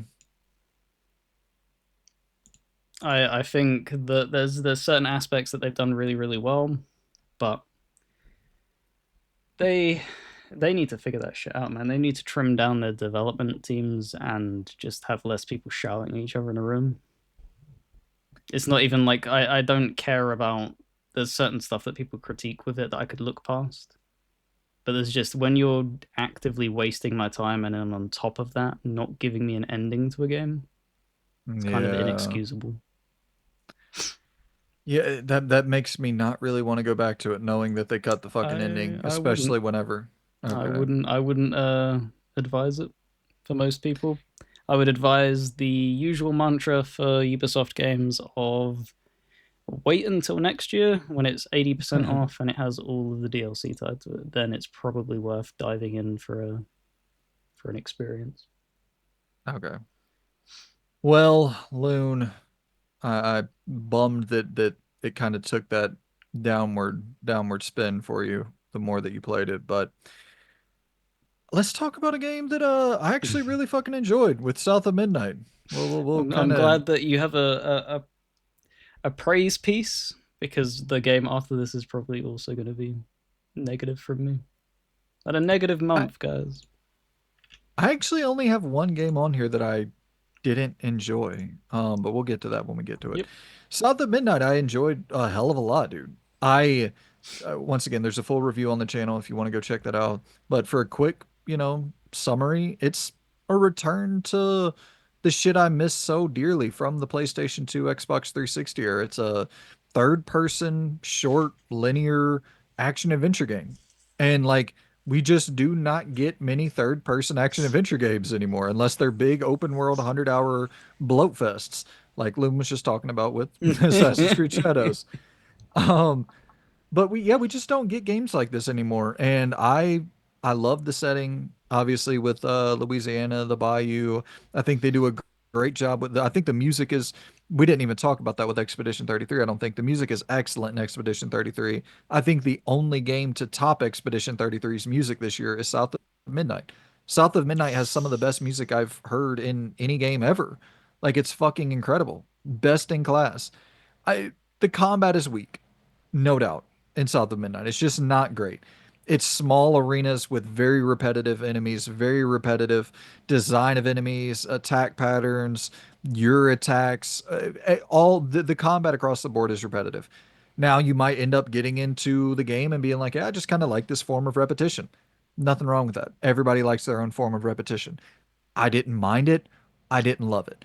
I think it's cool that it has as much emphasis on exploration and traversal as it does. Even there, I don't think it's necessarily the strongest, but there are some cool wall running features where you can actually control the momentum and the trajectory of your wall run. So you can go up, down, and you'll have to use that strategically for certain chase scenes and stuff. Nothing too over the top there. They have like some kind of wind gliding sections where you're using momentum and kind of gliding forward. And yeah, it's nothing about this game in terms of the gameplay is going to be the major selling point, the thing that's going to get it. It's not that style of game. It's not a gameplay first game. It's not even a gameplay second game. It's probably not even a gameplay third game. It's like music is number one, story is number two, art design is number three. And I do think that's a flaw. Like, no doubt about it. When you look at Enslaved Odyssey to the West, and when you look at Uncharted, and when you look at why the fuck am I blanking? It's been so long since we've gotten third person good action adventure games like this. I can't even think of many off the top of my head right now. Darksiders. You have obviously God of War kind of esque things. Yeah, The Sarah's Wrath. right. And so when you start comparing it to games like that, Dante's Inferno or whatever, Mm. like there are games that really, really have super strong combat, and are also able to tell like a God of War or like a Uncharted. They're also able to tell really compelling stories. And so it's not, I know that Compulsion's a smaller team, so I'm not necessarily holding them to Last of Us standards or whatever, but like, I don't know. When I play something like Plague Tale Requiem, I'm like, that's not a huge team either. Hmm. And you're going for different things. I get that, but there is a level of like you should probably the gameplay probably shouldn't be as bad as it is. However, I thoroughly enjoyed the story. I liked the story a lot in this game. Loved the characters. And I miss this era. And I know that that's a bias thing, but once again, everything about games criticism is a bias act. And I am biased in favor of more games like this. I want more games where I can finish it in under 15 hours and feel like I had a complete experience with a complete story told, and I'm not paying for fucking DLC, microtransactions, fucking skins. Like The it just ending. feels like old school game. Right. Right. And well, I will say, to be completely honest, the ending did kind of feel rushed, but I don't think that's At least it necessarily had an due ending. to. Right. Um, Right. so what? When did they originally announce this? It was been a few years, right? 2022, I think, or 2023. Because what this genuinely felt like, because obviously I've not played it either. Um, I truly meant it when I said Expedition 33 was my anticipate. Like I wanted to make sure that I was like fresh, ready for it, nothing in my way. Um, this kind of oozed like, do you know when we were talking about what is like Xbox's plan with Game Pass, and Yep. just filling it with titles that are cheapish to make, that you have full ownership over, and you can just build up a life. That's what this feels like. I don't think this was ever going to make a splash whatsoever. This felt like a Hi-Fi Rush esque thing where this serves the purpose of this will always be in the service for as long as they maintain that service to just pad numbers. And it's just a good experience. Like it's just a good, for the most part, 7 out of 10 game. That would you agree Yep. with that? I would even say it's an 8 out of Okay. 10 to me. Like if Hi-Fi Rush is a 9, then this is an 8. Yeah. That's kind of how I look at it. Like it's a point lower than Hi-Fi Rush for sure, but I like this story more than Hi-Fi Rush's story. I like the art style more here than Hi-Fi Rush. The music's much better than in Hi-Fi Rush. Hi-Fi Rush has exceptional music as well, but yeah, no, the thing I worry about, Loon, is like, was this the old Game Pass model? Yeah, that's what C- I was like alluding to. Do you think that that's going to now that they've pushed that out? The only one I could really think of that maybe Fable falls into that as well. Maybe that's the final of that like bucket of games that would fit that formula mold, and then everything else is going to be Juggernauts. yeah, which worries me if I'm being honest, Me because too, man. when you're this is the thing where when it's an constantly you're having to deliver. This is why Sony wobbled a little bit in the end. Is that when you finally take your like foot off of like balancing a good act, everything suffers. So I think what they really shouldn't do is sacrifice these types of titles. I don't want them relying on third party to fill in them gaps. I think it would be very, very good to have because they have enough money. Let's be honest. Like most teams over there can have an A and a B team. Have an A team that is doing them Juggernaut titles, and have a B team that is doing stuff like South of Midnight and stuff like that. Maybe for something like Compulsion, maybe they don't have enough there, so maybe they have to be kind of that B team like esque game that they're hitting on. But keep them around and have them release a game every few years that isn't gonna break the bank, but can do something fairly well, just to add. But Yeah, I it all think depends on what their philosophy for Game Pass is, because obviously we've seen it. The data constantly, it's not going up.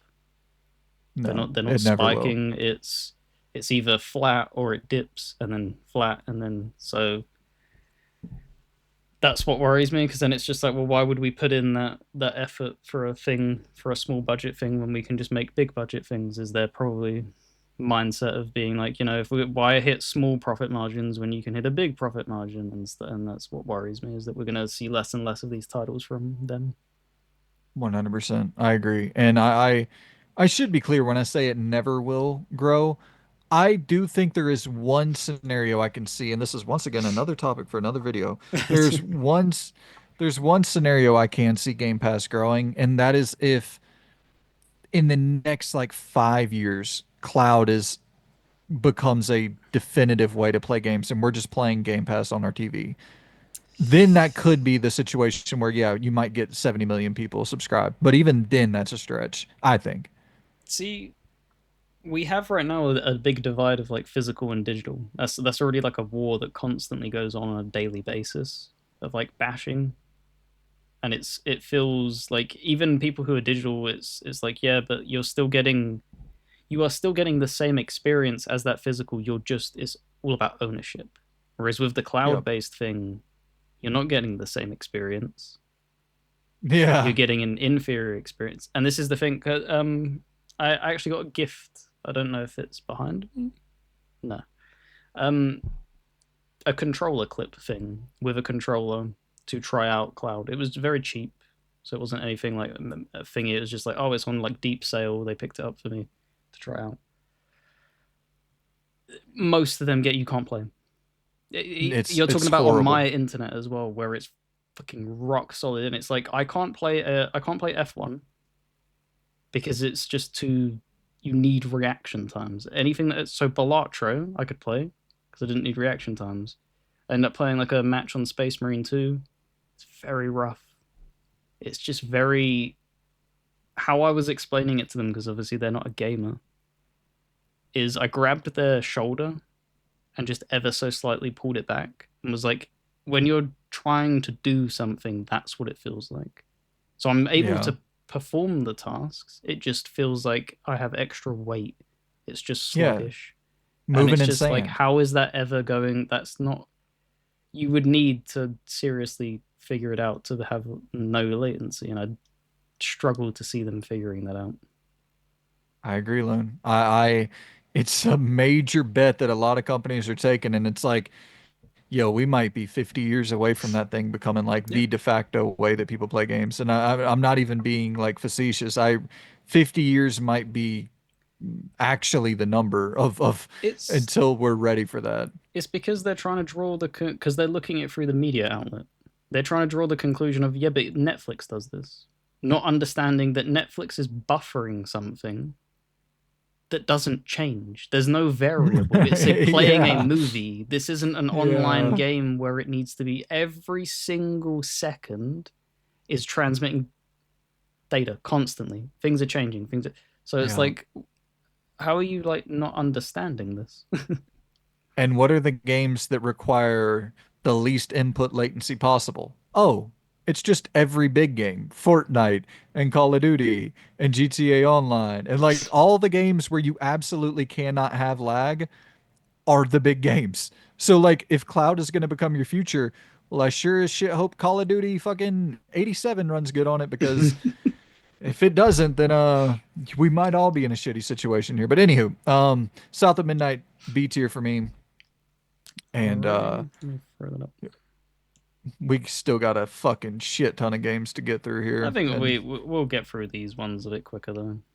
I'm trying to okay. think of for me. I yeah, it's going to be one game that I probably spend a bit of time on, but most of them can get through pretty quick. Yeah, same. I got blueprints I want to say a good bit about, but everything else on my list is pretty quick. So me up next. Yep, you up next. Oh boy.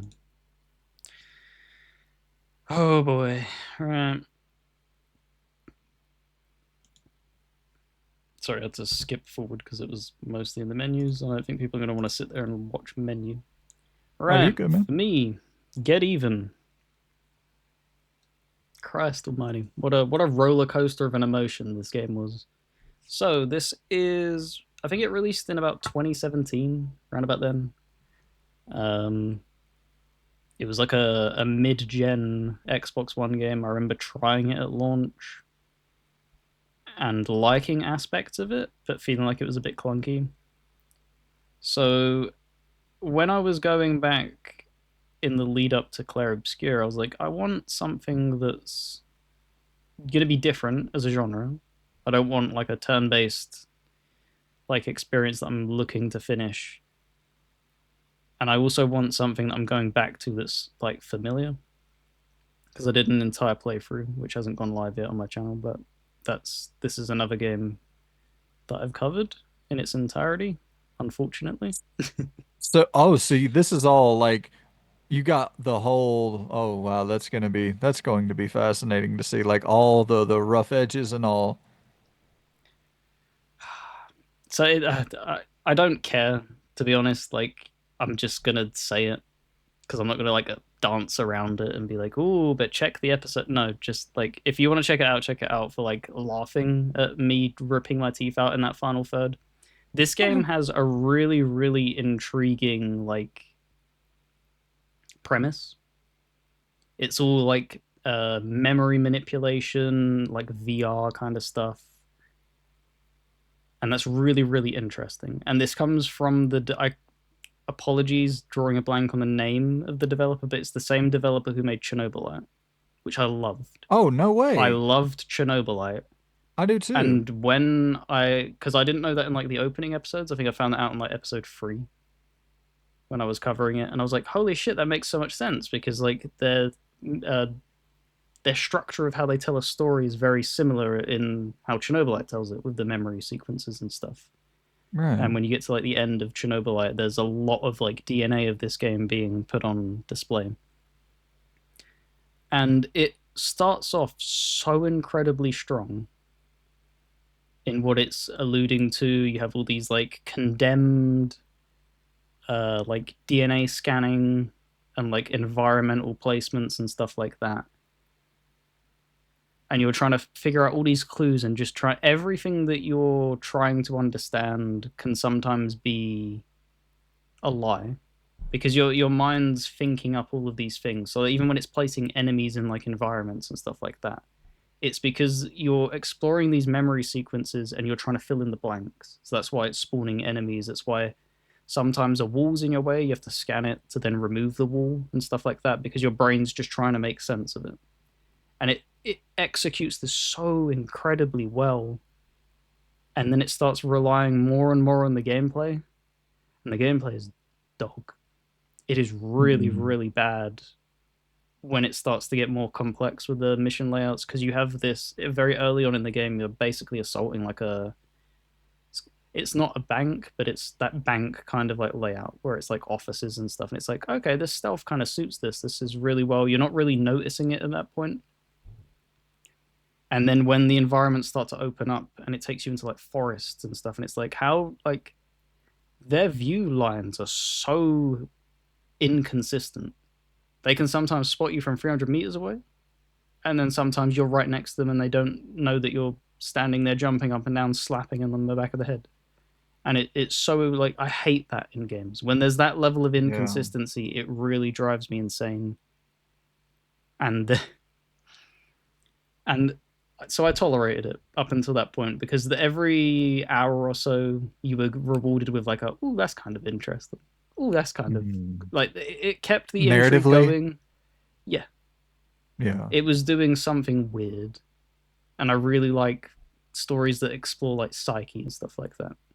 And it was Mm. doing that fairly well until the final hour of the game where it shits the bed completely. Everything stops making sense from like a gameplay perspective. Everything just grinds to a halt, and it just I just because what it tries to do is them people that it's spawning for you. If you kill them, you're basically destabilizing the memory because they didn't exist. So you're meant to be stealthing through, which I was doing for the most part until the end, where it just became frustrating. And I even said it. I was just like, I don't care anymore. I just want to get While through you're this. playing it, Yeah, I was like, I don't care about like the nice. morality bullshit anymore. I just want to finish the game. So I did that, did that, and then it got to. Do you know in like Fallout games where you finish the game and then it does the slideshow thing to show you all of your. You chose to do Oh this. You no. chose to do this. It got halfway through that slideshow, crashed to the dashboard. I loaded it back up, and then the game was like, "Yeah, you're back in like the memory room," and I was like, "Okay, that's a bit weird." So how do I like? I want to see like the fucking conclusion, man. Like you were gonna still show me something. Nope, nope. Oh my You God. can't go back to that. That's it. That's the game bugged, and that is a bug that's been in the game. They never fixed it, and I was like, "What the fuck? Are you kidding me? Are you Jesus. having a laugh?" And like I'm looking around, and so few people have also played this game that That like, there's no fixes, there's no workarounds and stuff like that. And the people that did cover it somehow didn't land with them bugs. A lot of them. So they finished the game and was like, yeah, because you would man. have like a comment in like a Reddit thread from like 5 years ago who was doing like a walkthrough of the game. And they're like, so my game bugged at the end. What do I do? And they're like, I never had a bug. and it's just like fucking, and it's just it irritated me even more because obviously you're fully aware Avowed bugged on me earlier this year, so I went in to Expedition 33 scared out of my mind that that's gonna be. Is this gonna be like the third? Like I'm anticipating this. Is this gonna like crumble in my hands? God, what a it's so unfortunate because no lie, them opening like 3 hours, it was a 9 out of 10 for me. I was so in for what they wanted to explain and what they were showing and what they were building, and then it just tore apart at the seams and then just fell apart. Is it like, because you said there was inconsistency with the AI? Is it Yep. like, would you say it's a challenging game? Is there difficulty settings? Is it? I can't remember if there might be difficulty settings. I think I just played on normal, but it's like a thing of to put it the example that really unraveled it. You're in a forest basically, and there's guards positioned here, there, and everywhere. They're on different elevations and stuff, and you just need to sneak through. And they even give you vision cones on like the phone and stuff to show you like, all right, that's their vision. So you're like, okay, that makes sense, cool. They don't play by them rules half the time. They're like drug addicts almost. They're constantly twitching, like jerky movements, looking over their shoulder and stuff like that. But it doesn't update that on the phone, Oh and it's just God. like fuck. Like really? Are you kidding me? So it's that kind, and that, yeah, and it just became more and more infuriating. And it's just like, man, this was so cool because it was scratching all the itches that, like, Alan Wake 2 with the memory board section.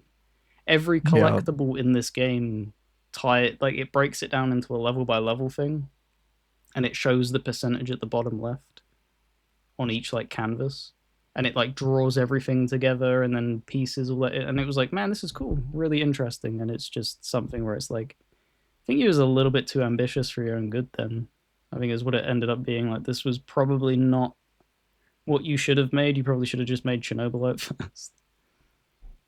So you wouldn't say it's like a thing where, yeah, there's something worth seeing in the story just because the story kind of completely crashed on you. I mean, I know you can't recommend or say that's going to happen in everybody's experience, but if that wouldn't have happened, would you have been like, yeah, there's still a story worth seeing there?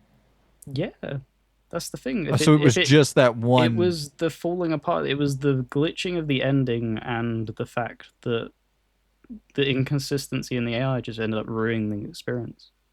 Everything So up to maybe that, would. like the early portions of the game, were incredible, incredibly well made of how it was laying out the stealth. So it gave you plenty of wiggle room and stuff like that. And the story beats that they were landing on were really cool and interesting because you have moral dilemmas and stuff like that. You have choice that you're making, characters live and die and stuff like that, and then that impacts the deeper chapters as to what happens and stuff like that. I'm gonna look up and see if it has any difficulty settings because I mean, like maybe it would be one worth recommending. But you said you looked it up and a lot of people were having that bug, but there weren't enough examples of You're like talking about workarounds or anything? I went and looked, and there was maybe like four people that made guides, and then in them guides there's maybe like 1 to 2 comments of people being like, yeah, my game bugged. But Right. the thing Okay. is the player pool is so small. So right. So Yeah, I can't see anything for difficulty settings, so it might not even have a difficulty setting. So it might be just one of those things where um it it's was just on normal. it was something. It was an experience that I'm glad I had in the early hours and resented it in the later. No. So where would you rank that bad boy?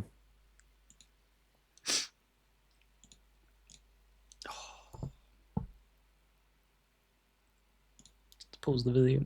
Um, it's a D. D? D. Like this, it's also just not a good game to feeling either when you're in it. You're tolerating it. It has forced head bobbing, which I hate. Um, the gameplay doesn't feel crisp. Chernobylite feels a lot better. If you're gonna play a game from them, play Chernobylite because it does most of what Chernobylite's solid, man. exactly.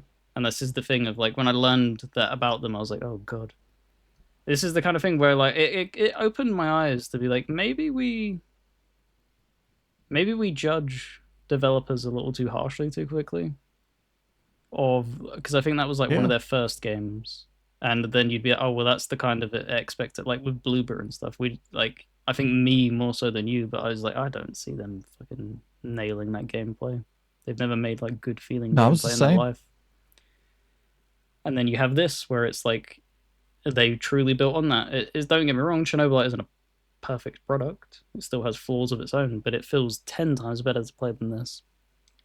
So I was the unfortunately, same way with, it is D.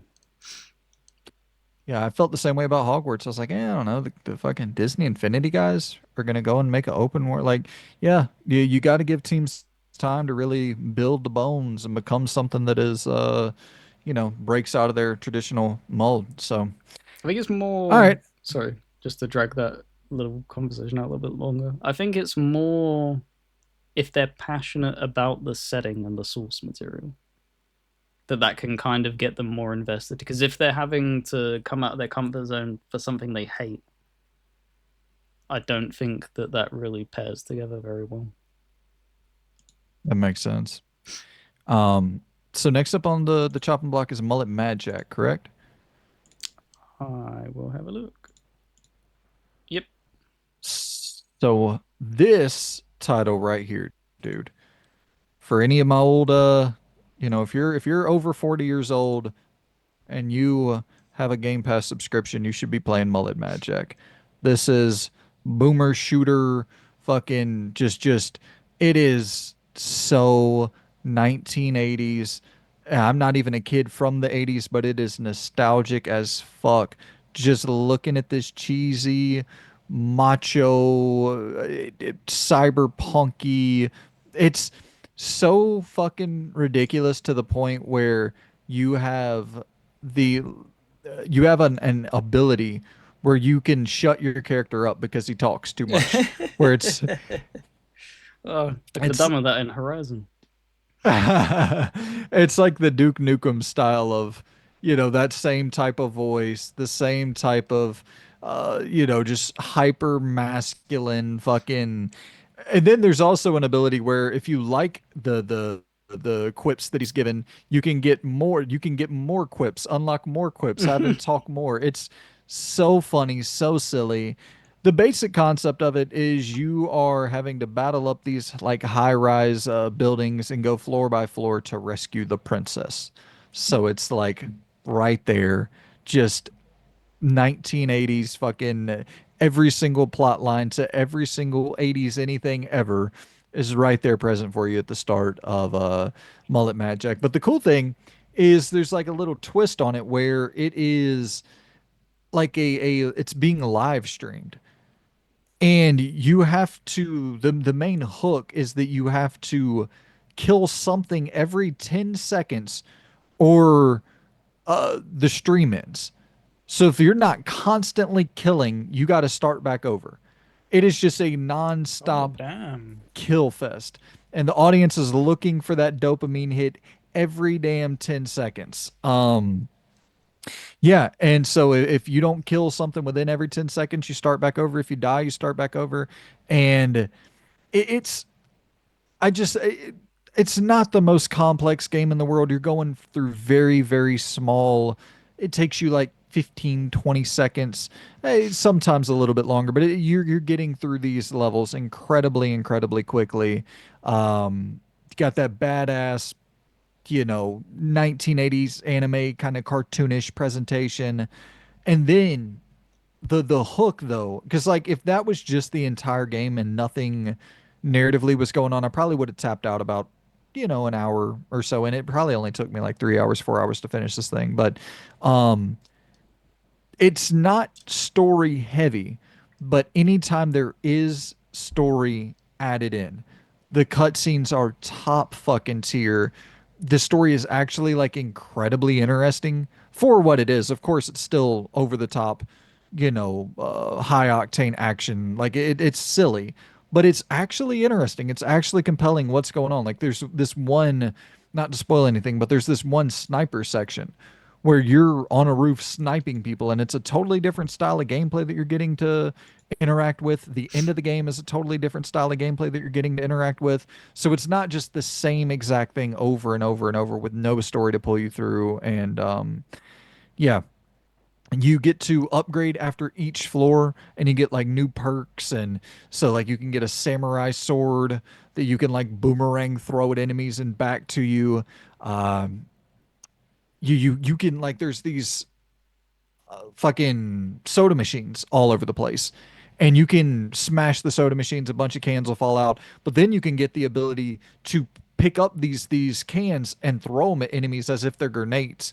And so they'll just explode all over the place. It's gory as hell. You're decapitating motherfuckers, blood flying out of their heads, and then dismembering, and it's taking a fucking knife and stabbing it through a robot's head. And yeah, it's really really fucking fun. The only negative I would say is anytime you get into precise traversal mechanics, like whenever you have to do some wall running and shit, it's not particularly strong. Any of the movement doesn't feel great in the game at all, really. Especially because the frame rate, it's not all that consistent. It can dip pretty fucking low in Mullet Mad Jack. But yeah, it's a really it's super unique game. And once again, it's on Game Pass. I would have never played it if it wasn't for Game Pass, but with it sitting there, I was like, yeah, let me jump in, and I couldn't put the thing down. I finished it. I believe I finished it in one day. It was just a great, whatever, 4, 5 hour little first person roguelike shooter. And where would you rank it? I Because I don't have any would put questions it, on it. I think you kind of covered it. It's not too deep of a game. I think no, the footage kind of covered all the bases. It kind of just reminded me of like Hotline Miami with how quick, like you said, everything needs to be done within 10 seconds. Like you need a kill within 10 seconds, otherwise it ends. totally. And I do like that. I like that whole idea of like, there is some commentary there of like, our desire to watch things die and fucking like that's kind of the Constantly being thrilling. fed something as well without there being any downtime. Absolutely. With it Yeah. being a live stream as well, that's even more commentary on that. Yeah. Like we have to have our dopamine receptors constantly being fed or we're not able to live. Um, I'll put it in the it's not as good as Atomfall or South of Midnight, but I would put it in that same company. So, Beep. uh, C. We're gonna go C. It'd be high C, but we'll go C. Okay, well then it can go in front of Shadows and Sea. Yeah, all right. Yeah, we don't There have we to, go. specifically organize it, but I get it. I'll dig that out every opportunity I get. All Anything right, else you dude. wanted to touch on it? No, I think we're good. We're good on Mullet Mad Jack. I mean, I think when people see the gameplay, it pretty much describes absolutely everything the game is within literally the first 15 seconds of seeing the game run. You're like, okay, yeah, you're kicking motherfuckers through, glass windows and then blowing heads off and repeating over and over and over again. And I did get to a point where I think it was like R2 and L1 where I was just pressing it nonstop. And Ah. it did get a little bit where you're like, oh boy, okay, huh. This is so I'm just blocking and shooting, and I am a guy. Sure. And there's bosses and stuff like that that are decently well designed. Like it is actually a good game. It's legitimately a good game and not just a uh novelty item. Cool, cool, cool. So me up next, right? Yes, sir. Making sure. How many do you have left? Two, four, five, two, four, six. Perfect. So we can just go one by one. Right. Up next for me is Suikoden or Suikoden, however you say it. There's loads of different. It's that classic thing where it's a JRPG from many years ago and it has like 55 different pronunciations. Yeah. But you get the idea. And a little bit of backstory with why I chose to like dive into it is I was looking around at different channels for coverage of like JRPGs and stuff. And sometimes it's just nice to have a podcast on where somebody's talking about stuff like that, and it was just like, yeah, I haven't because I hadn't listened to a podcast in ages. Because this is what spawned me to go and listen to them people talk about Near Resident Arc. Resident Arc Hmm. was after this. This is what caused me to go to Resident Arc, and it was Gaming Productions, I think, is what the name of the channel is, and they do like tons of like lists as to like games that you should check out. And they were talking about how this game is very, very. It was something. I think the idea of the video premise was JRPGs that you can beat in like a manageable amount of time. Hmm. So when they were like listing off these games and talking about them, this was like placed in like the middle of the list, and it kind of caught my ear because I was like, oh, they just released that, didn't they? And then they said it at the end of the thing, like, be like, oh, and we're making sure that we're dropping this video because in the next couple of days, uh, the remaster for 1 and 2 releases, and I was like, oh, okay. I was like, I could go for like one of the shorter JRPGs. Like they always deliver something a little bit different. And when Did they you were, pick up the physical? yeah, Cool. Sweet. must show Oh man, that actually looks really good. evidence. It's such a good like looking box art. I love Sadly, that nothing else gold. with it. Just a Oh, of code. course. Sadly, just a code for. I can't even remember what it was. I think it gave you like in-game gold or something, which was a bit weird. It was like, okay, It's Konami, right? yeah. Yeah, they're not putting anything in that fucking box. So yeah, it's the one of them classic JRPGs with the classic combat that you'd all expect and stuff. The thing that I really appreciated it for though is I don't know because you played the Dragon Quest one, right? Yep. That happened. The was that remake or remaster? What did they brand that as? I Do you think they remember? called it a remake, but I'm not sure. Because what I've kind of pieced together as to what I like when it's these old games, I like them to update the background but keep the characters as they were. I think that offers such a charming like they make everything look hyper like not realistic, but it's a lot more like it's not pixelated. They put a lot more effort into the backgrounds looking smooth and clean, but they keep the characters pixelated. Obviously, the characters have been touched up as well, but that's like something that immediately caught my eye. I was like, man, this looks fucking amazing. And sadly, like again, this is one of the things where I haven't finished it. I put an hour into it, Shit. and then I was just like, oh, Expedition 33 is like right around the corner, so I'm gonna have to like pause on it. But this is something where it's like this. The feelings I was having with this were really good because everything felt so. I don't even know how like what word you would use because the pixel remasters of Final Fantasy came out not so long ago on Xbox within like the past year. I think it was in like November, right? October, November of last year. At the Tokyo Game Show is what they dropped it at or something. I remember picking them up and going through Final Fantasy 1 and it feeling like a slog for the first 2 hours. Didn't feel that at all in this. Everything just felt good. And it was just like, that was a weird feeling because, and it is probably like ignorance speaking here. Prior to that, it was like I thought kind of the whole premise of them older JRPGs were that they were just slogs most of the time. You kind of tolerated it Yeah. and you were just fed story information. But I don't know, like Suikoden's pacing is just really damn good. Like it doesn't waste your time with anything. Like it's constantly pushing you towards that next thing. And yeah, I've really enjoyed what I played of it. Very, very short, obviously, only about an hour, maybe two max, but really liked it. I know it was praised for its party, like for having fucking crazy number of party members and shit.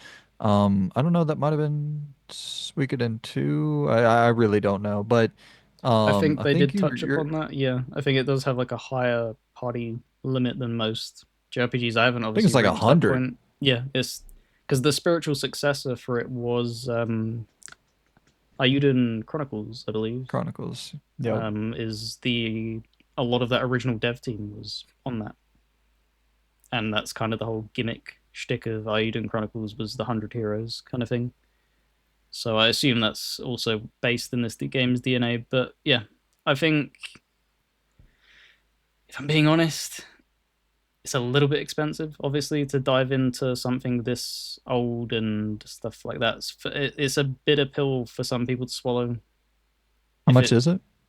it wasn't like a full Like 70. I think it was 60? 60 or 50. But That is even steep. but even then, you're talking like you have like modern games now dropping for like like Claire Obscure was 40. Players 50, yeah.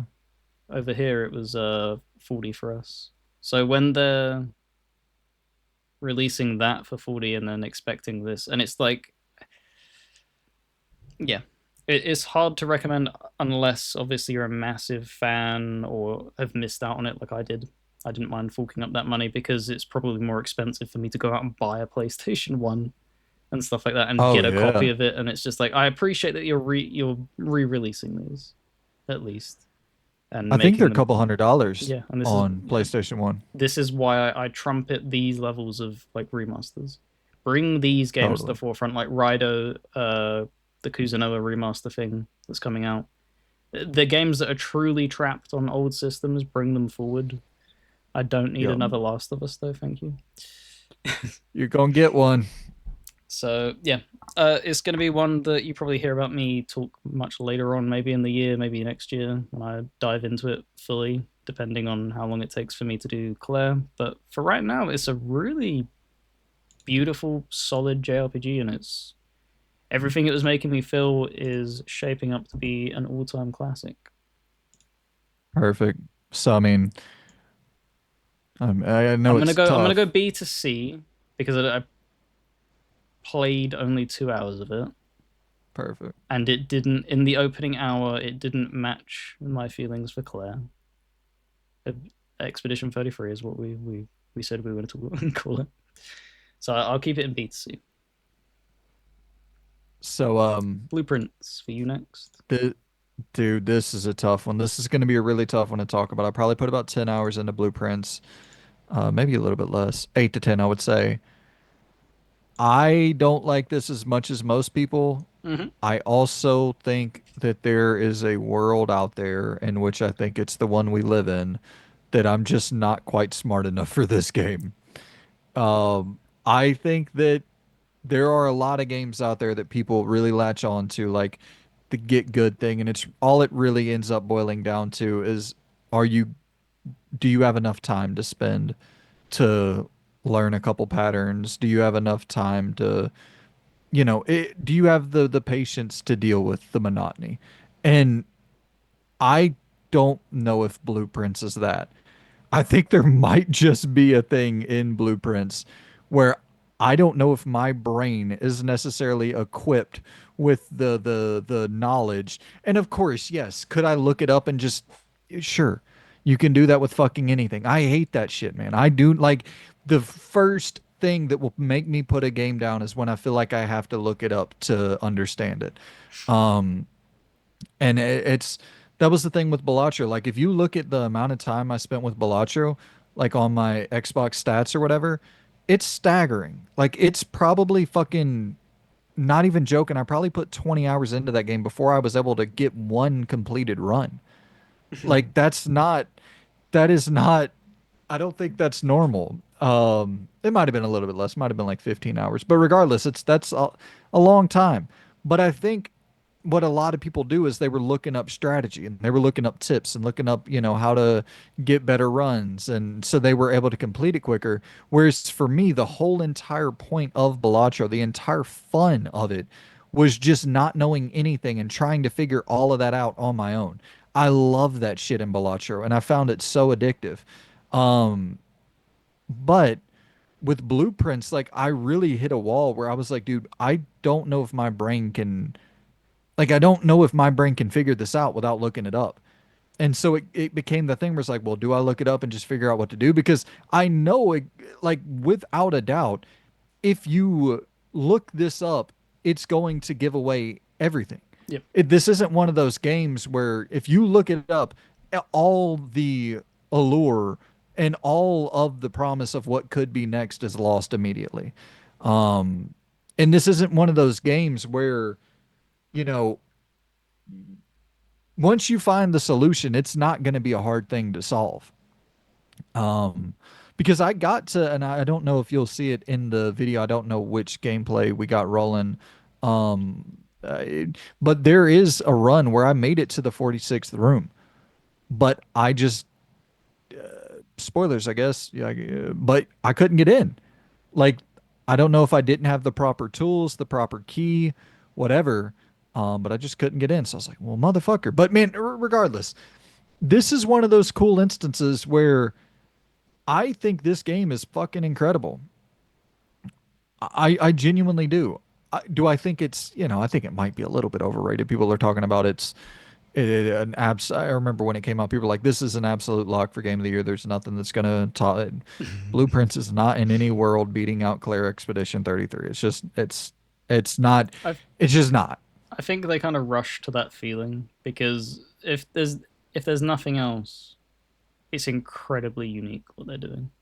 And I think that's probably where they kind of jump on that bandwagon way too quickly, is when it is something Yeah. completely almost one of a kind in what it's setting out to do, not really taking that step back and being like, maybe it quite possibly could make top six, kind of like how Oh, Balatro it, like it'll slipped be in nominated. and stuff like that. But I don't think this appeals to enough people. And I don't think as well, because you hit the nail perfectly on the head. I'm sorry to like shit on people here. The majority of people aren't figuring this stuff out on their own. Like they're just not. There isn't enough kind of big brain people out there. A lot of the time they'll figure out a few of them, of course. They're not gonna just guide it all the way through. But you do reach a certain point where that's just the natural thing now. Is that when you hit that you're like, guide, because you just want to get through it. A lot of people, and that's Why? because they just want to see the conclusion, don't they? Yeah, I Because guess so. if But they're if they're if they're enjoying a product and then get stumped on it, they don't want that to just yeah, end okay. per se. Yeah. Um, but this is It's also this is, and because what I was going to draw is why I have zero interest in trying it, because everything I've heard about it, I don't care for. The only thing that procs up my ear was that it was a roguelike thing, and then when you start peeling back the layers, it's like I don't really care for that. I think I'm going to find that yeah. more frustrating than enjoyable, and Oh it's going to yeah. like end up forcing my hand to use a guide, which I also don't want to do. So I'll just let those that want to play it and enjoy it for what it is.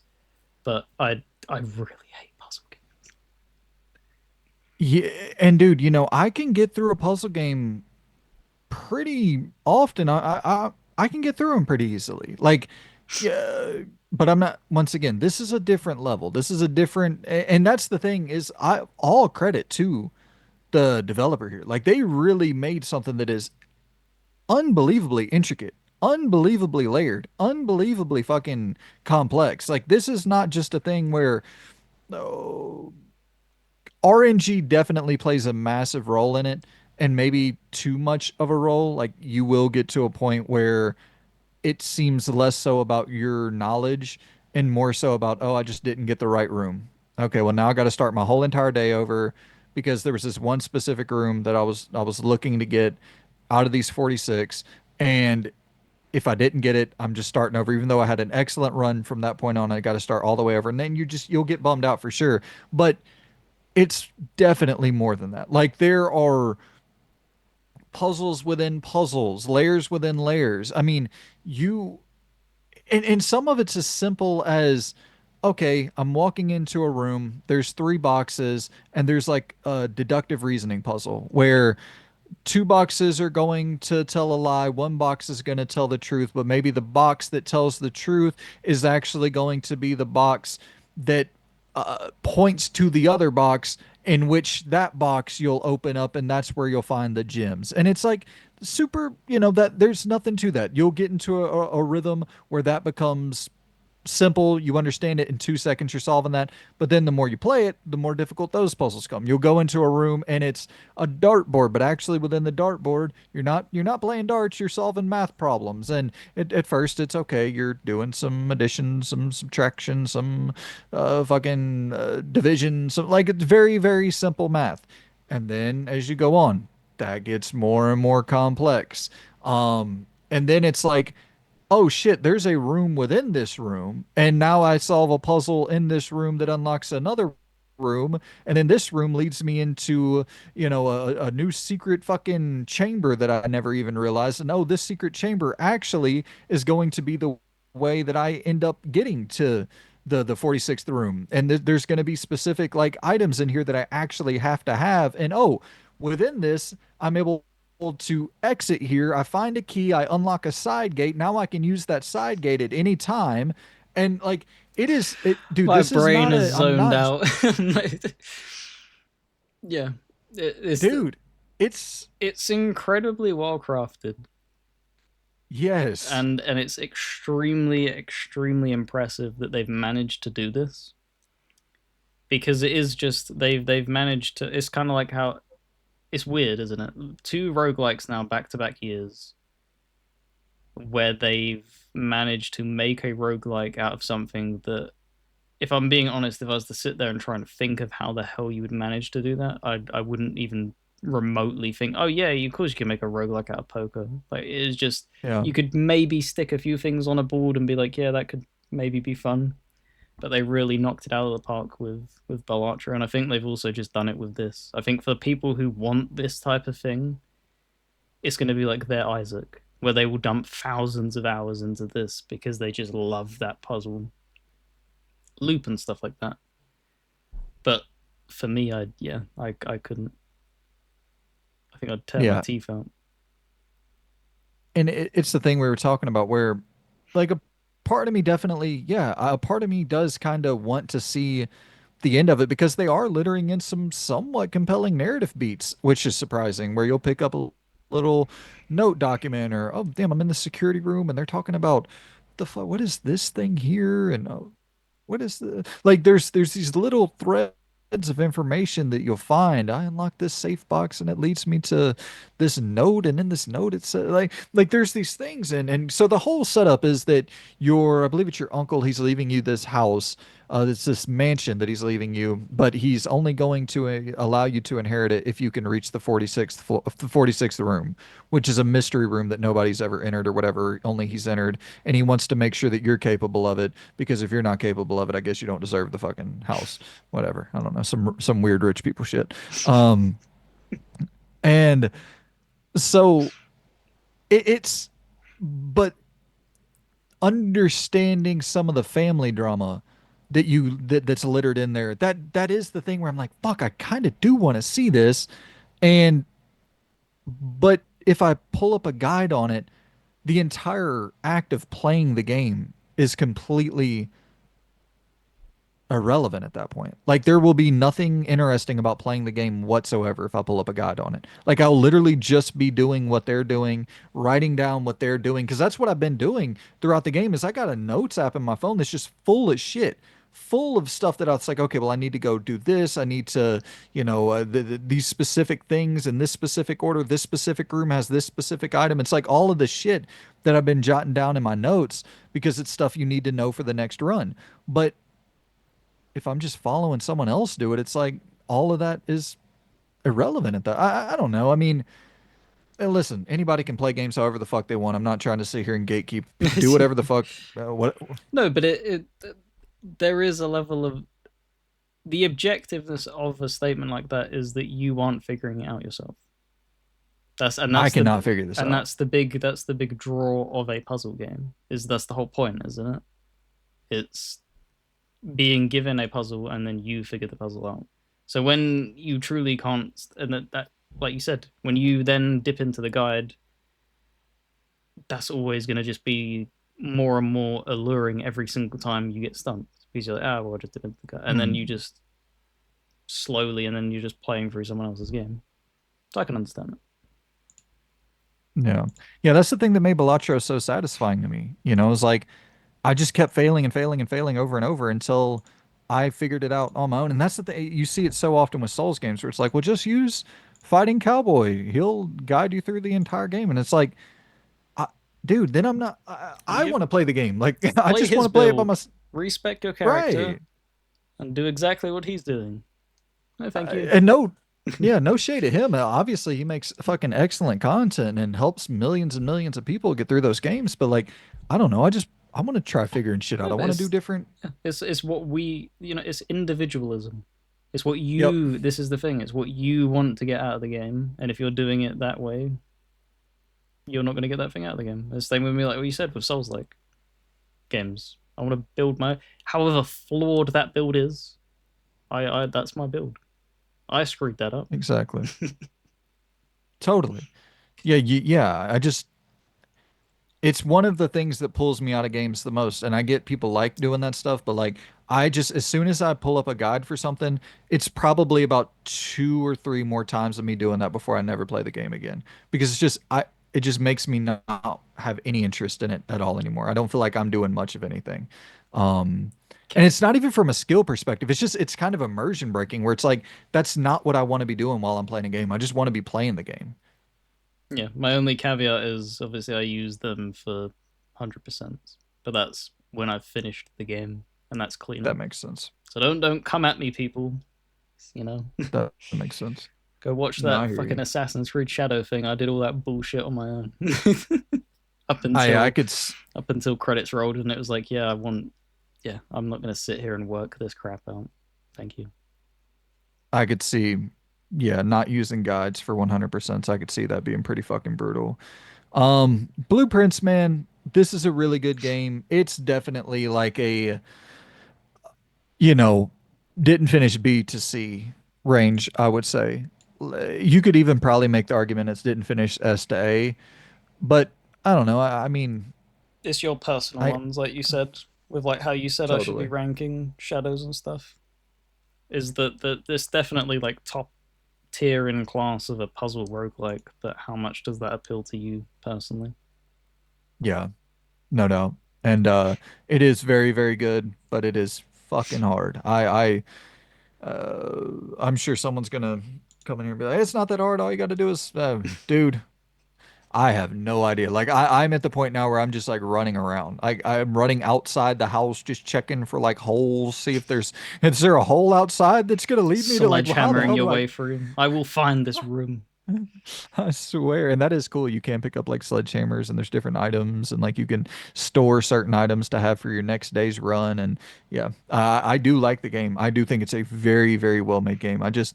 I'm never going to be one to shy away from telling y'all that there's a level of intellect that I've never in my life been the brightest fucking crayon in the coloring box. And blueprints is for very bright crayons, but it's not quite my shade of blue. If only I knew what shade of blue you meant. Right. Well, is that shade of blue, is it possibly in the form of Tropico? tro Tropico 4? Yep. Green would be that, I assume. So needed a bit of difference of genre. I think I said that a lot, but I don't know, something I don't play enough of is city builders and stuff. I do love them. They just don't usually play all that well on consoles. But Tropico is a series I've loved. I don't think I played the first and second game. I think it was from Tropico 3 that I played for the first time and just ended up loving it. Loving the series, loving like what you're doing and the comedic stuff that it employs and stuff like that. It's fairly unique. It's not like a Sim City kind of stuff. There's even like mild strategy elements because obviously you have like rebels and stuff that try to overthrow you if you don't keep your citizens within a happiness indicator and stuff like that. But yeah, went through, finished it. It has its own like campaign mode. it's not really that interesting as like a campaign mode. It's kind of just keeping you. It's giving you a reason to start over and build again, while giving you like challenge modifiers. So like, okay, you can't use these buildings, you can't use that and stuff like that. So that's about as much as you can expect from Tropico 4. It's a good competent city builder though, and it's a lot of fun. I've would probably say play Tropico 5 instead. I can't speak on 6 as I've not played enough of it, but Tropico 5 definitely felt like all of the pieces in the puzzle were complete.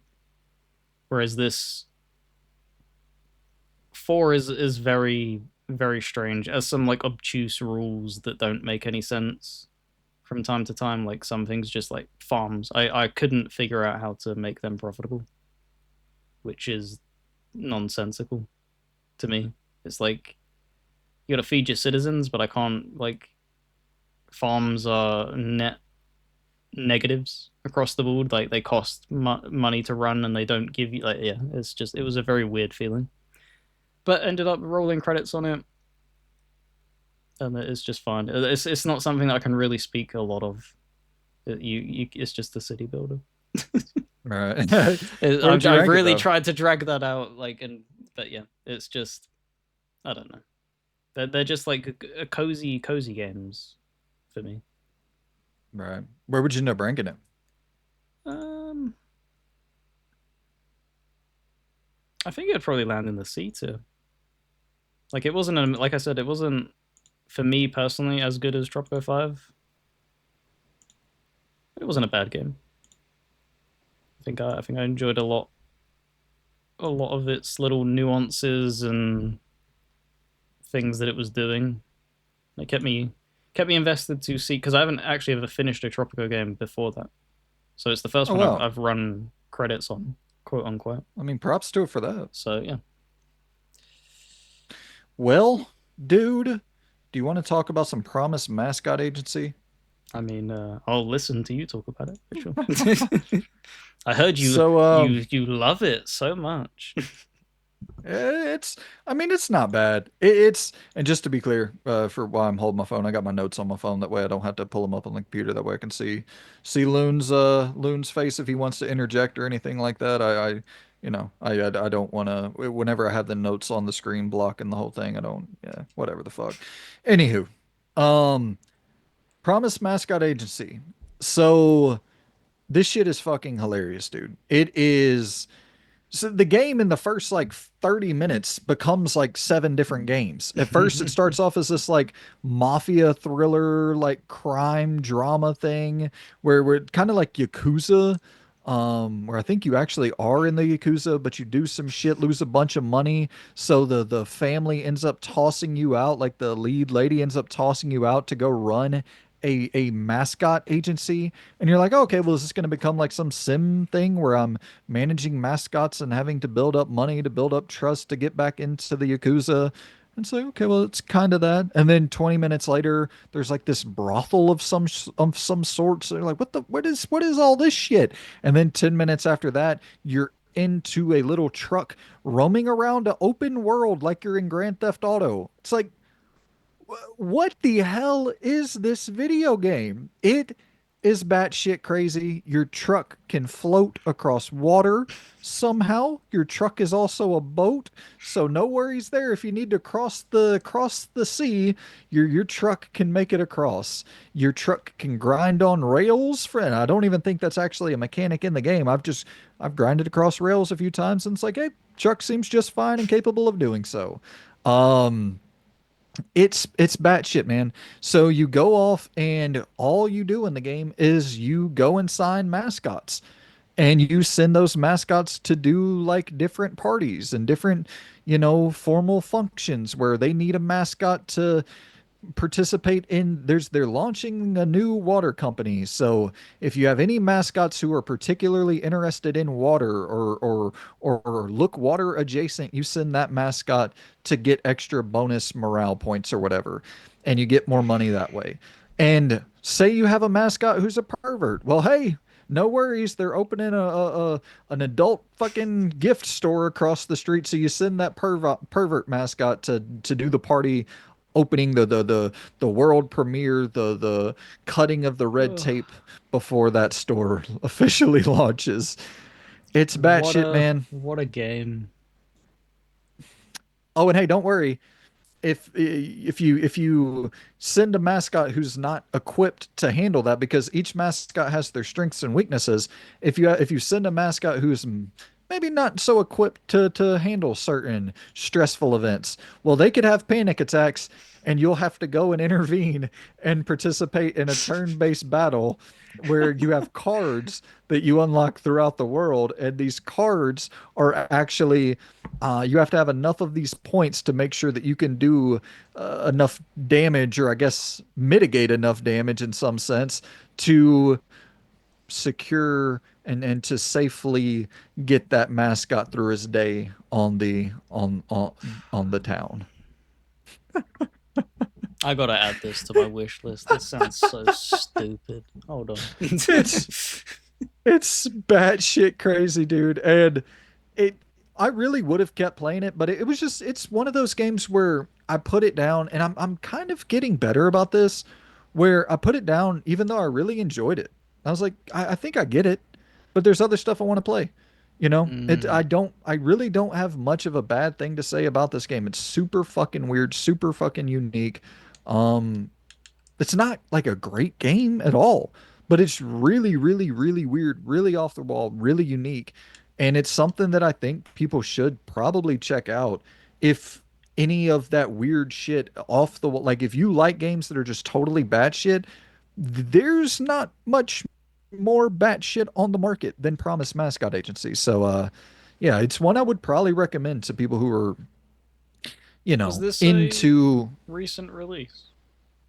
yeah, like a couple months ago, or maybe last month.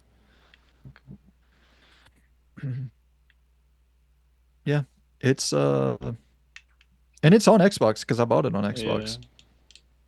There's just Yeah, so much so it's crap that they put on dude, their store, like I thought PlayStation store was bad. here. Xbox's store is horrible. They're both just littered with shit. Dude, because you can't even sort from like newest to oldest. Because that's what I do nonstop on the Um, PlayStation store. But you can, when but it's their sidebar tabs. It's just bad.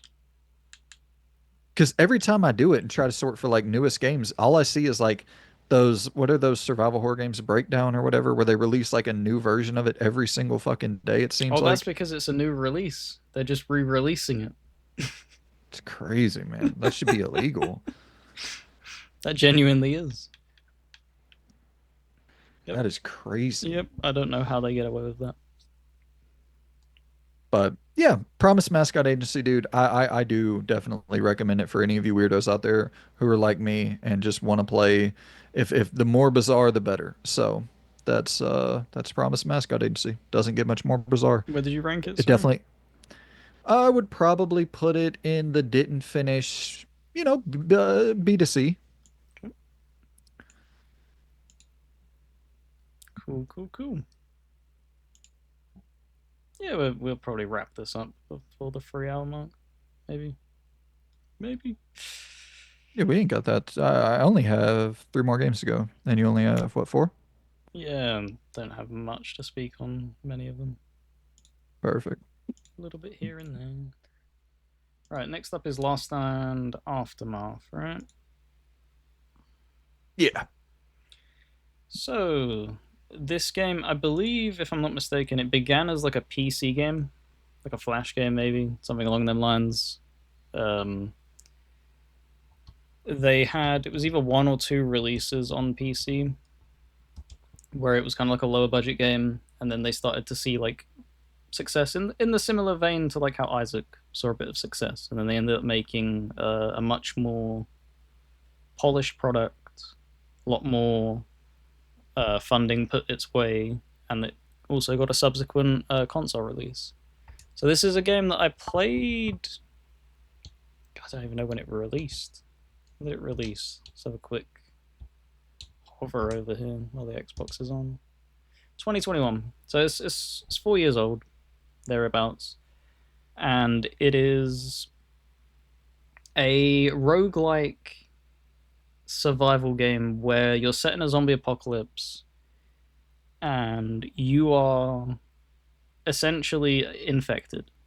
Every time you start a run, it is because you are a person that they are sending out there in a car to just scavenge resources, to basically do all the heavy lifting, and you have a tracker in your car that somebody will then come and pick that car up to then give all them supplies back to the base. And that's the whole loop. You're trying to find antiviral to keep you going further in.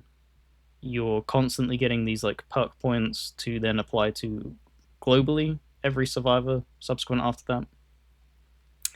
And it's kind of just basically like a twin stick State of Decay in many ways. Instead of it being an open world, you're just going in these zones and you're scavenging, and it just has that addictive loop. Everything It feels is a good. The melee feels good. The gunplay feels good, and then on top of that, it has like, I wouldn't say like extremely depth, like layers to it, but you have like when you're reloading your gun, you have the Gears of War thing where you're having to like time it yep. perfectly to cut down on that reload speed. You have like good crafting systems as well, where you'll start off with like a say a Glock, for instance, and it's kind of like a damaged, broken one, so that when you're shooting it, sometimes the bullets will just veer off. If you can repair it, it's then dead, a lot more dead on and stuff like that. But it's basically what you'd expect. It's just get as far as you can. Every time that you fail a run, just like in like Hades and stuff like that, you're just going to get stronger and stronger. And eventually, you will then, whatever obstacle was getting in your way, you will get strong enough to then push through that obstacle because you can brute force it. And yeah, it's just something that I'm booting up every night at the moment and just playing a little bit of it. Maybe one or two I like runs. I like that game a good deal, man. It's Mm, it's a it's a pretty damn solid video game. I bought it because it has a physical copy. Um and I bought it physically on the PS5. Let's see. I don't think it Yeah. got one on Xbox, unfortunately. Oh, that's a But bummer, well, man. this is the thing I've also learned though as well, is that obviously that's you're in America. A lot Oh more yeah. physicals happen in America that we don't get over here. So maybe it's one to look out for because it is a. I love this game. It's It's not really my good. most favorite roguelike thing for sure, but it's definitely up there as one of the good, strong contenders. Yeah, dude. It's a fun ass game. How far did you get in it? I probably played I don't know if you see what I'm doing over here. I'm creating a Expanding. trying to yeah, I'm trying to fucking find I'm stacking games and shit and putting my microphone on top of the game so it can get level with my um but yeah, I probably played about 5 hours of it, something like that. Um really really fun game. I can trim you. Hold on. Expand you a bit. You get What am I you get the experience guys of the long form guys. They usually have to deal with this stuff. I'm Exciting sorry, man. times. I fucking my back is just it kills me sitting in that chair There for we go. like I That'll got to do. get a better chair. That'll do. Cool, cool, cool. So that Oh, is just the let Last me. Stand Aftermath. It's fairly cheap. I think it even launched cheap. So if any of that sounded appealing, you know, State of Decay roguelike esque, give it a look. I would rate it. I haven't finished a run. I don't think it would sneak into A.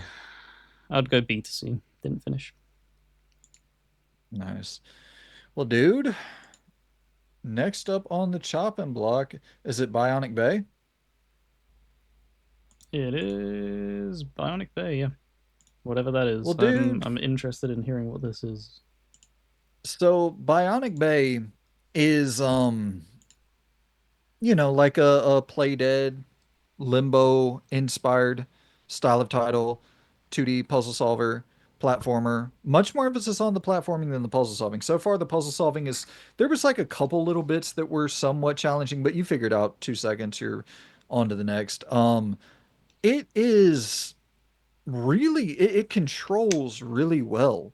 Like the platforming feels really, really good. It's really loose. And I know that term loose, like you might not think of that as a positive, like a term of endearment, but I actually do think that it feeling slightly looser, it feeling a little bit more flexible is actually to the game's benefit. I it doesn't feel like there's only one solution to every problem. Like it actually feels that, oh damn, I think I did that the wrong way, but I still got the same result that I was looking for. And to me, that's always really satisfying in puzzle games. Like I don't necessarily want the rigid nature of, okay, here's the thing you got to do, here's the one way you can do it. If you don't do it that one way, then you're shit out of luck. I don't know. I don't I don't uh, I I'm not saying all puzzle games have to be exactly like that, but I do kind of prefer a little bit more flexibility. And in Bionic Bay, I don't know necessarily if it is more flexible, but it's giving me the illusion of it being more flexible if it isn't, which is fine with me. Like it always feels that I'm thinking a little bit outside the box, even if I'm not, which is totally fine. Yep. Like if you're making me feel that way, it's just like what we talk about with Telltale. A lot of those choices lead to the same end goal. The end consequence is the same, If the but it illusion makes you isn't, feel. yeah, if the illusion isn't able to be broken, it doesn't matter if it doesn't actually have that payoff, as long as the illusion is there. Well, yeah, and that's the thing is like it got to the point where people were talking about the illusion of choice as if that was 100% a bad thing. Where it's I don't think that's 100% a bad thing. I think like you said, if the illusion is shattered, if it's obvious that there's actually no impact, then it's yeah, that's horrible. But if you can create something that feels like you actually have a lot of agency, but you know, maybe you have a little bit less than you think. That's kind of good game design, in my opinion. That's Yeah. like, you're cutting some corners and people didn't even notice. You're cheating on your homework and didn't get caught. Um, but yeah, I would say the biggest knock on Bionic Bay so far for me, I'm pretty early, about an hour in. The art style I like, but is I'm very early in, and I'm already starting to feel the repetition of like, oh, the this level looked like last level and the next level looked like the level before. Like, but I understand smaller budget. I try to keep all of that into consideration, but I'm getting to the point where I've seen so many indie games do some incredible fucking just have incredible art direction, incredible variation between levels that I'm kind of tired of giving that excuse of like if I can see something like a Planet of Lana or something like a even the Artful Escape. I know that probably had a little bit more budget than Bionic Bay. But once again, I'm very early on, so it could just be I'm in that early section and then it changes up and you see something And brand you new. can just get crushed by boxes. I love it. Oh, dude, I don't know which gameplay clip I got you, but if there's the clip in there of being able to transform, do you see that where you're able to like you You're punching something and it puts a light on it to yeah. switch it. Dude, that shit's so fucking satisfying. That's where I'm glad I grabbed that gameplay because that's actually where I started feeling like this was a little bit fucky in a good way. Whereas like I can fuck with this thing and it can alter and it doesn't necessarily feel as structured as like a Limbo or an Inside. It has that feeling of I don't know. Uh I don't know what the word I'm looking for is. Kind of malleable. Like it feels like I can bend this thing in different directions that it's not supposed to go, but it'll still offer me up an answer to like I don't know. I really appreciate that level of I can't figure out the word. There's a specific word that I feel really explains that, but I don't know what it is. It does feel very you can tailor this game in different ways. It doesn't feel like I have to solve the puzzle one way, which is cool. And the platforming just feels good. It's much quicker than Inside or Limbo. Like it's snappy, it's moving. And I'm not saying it's like a better game than an Inside or Limbo. Don't get that. It's I wouldn't say that, but it is like it's a really good one of those. It's very Mm. inspired by those games, and you don't get many of those. You know, you get maybe a couple a year, and this is definitely probably going to be one of, if not the best of this year. I mean, to be honest, I know it's because to me it looks better than Inside and Limbo because it seems to be doing a lot more of its environmental, like puzzle solving things instead of whereas in a Limbo and an Inside, a lot of it is you're walking to the puzzle, whereas this it looks like it's constantly sprinkling in puzzles as stepping stones, even if they're not the most complex. It's just constantly just making sure you understand the mechanics at play and teaching you how this interacts with the environment constantly. So I think that's kind of cool. Yeah, every millisecond, it seems Mm. like there's like a puzzle before the puzzle, you know, and it I would actually say this is kind of more of a platformer than it is Yeah, a puzzle game. Like you were just nonstop on the go, moving, moving, moving. Does my audio sound okay? yeah, sounds fun. I think. Okay, cool. I'm trying to make sure I'm still at the same. Do the Joe Rogan test. I think that was what he said back in the day. You got to be a fist away from the microphone. But yeah, it's a good game. I would say didn't finish B to C. Didn't finish B to C. A lot of didn't finish B to C games this month. Dude, will you do me a favor? So Is that Bionic Bay? Did it run through its entire gameplay? no, about halfway. Go to the end of it. There's some cool shit that happens at the end of it. Do you have Like a specific minute? uh just go to like 2 minutes before the end of it. I know this is on the fly. This is horrible for me to ask you to do this fucking on the fly here, but there's some really, really I'll go like from eh, 13 minutes, maybe. yeah, and I'll pull it up on my end too. That way, like it's just the rapid nature of it. Um, let's see. Where it's messing with like the pipes. Yeah, yeah, this is exactly, dude. Just like you'll see the character in a second. I don't know if it already happened, but you can kind of just even get the idea where the character will fall and he'll just go flailing down these pipes. And it feels like that is just not supposed to happen. But the game allows for it. And I don't know, I just remember when I recorded the end bit of this, I was like, this is really because you know with PlayStation you can do the thing where in Xbox too where you can do the thing where it's like record the last 3 minutes or PlayStation to Yeah. record the last 15 minutes. And that's what I did with this one where I was like this final, you know, minute 2 minute stretch was just like like you're just able to do some really really off the wall shit that I Oh wouldn't shit. expect to work. That's cool. Tagging the item, throwing yourself off a ledge to then have that item be there and then you're back on the ledge. So that's really Right. creative. Yeah, and I know like I hate to put a halt to the show like this to where we're looking at video, but this is one of those games where I you don't it doesn't do the game justice to just talk about it. Like you really got to see specifically what makes this thing click. And this is one of those games where once you get your hands on it, yeah, dude. Where it slams down and you just put that box there in time to catch it from crushing it. That yep. Yeah. And Alright, they're that's the cooking thing with where goodness. yeah. Once again, that's the thing where you really have to I know a lot of people just listen to the audio and that's fine, but this is one you really do need to see because it's they got some cool shit going on, man. As it switched to alpha protocol at the end there. Now that's good shit. Recorded straight from Mm. my phone. Right, me up next, right? Yes, King sir. Arthur Knight's Tale. Let's go get some footage of that. So I think this came out last year on consoles, or it was the year before. It was one of them. It released in the past couple of years. I think around about Baldur's Gate 3 when it came out around that time. So I only got a little bit of time in it before jumping to that and finishing that up.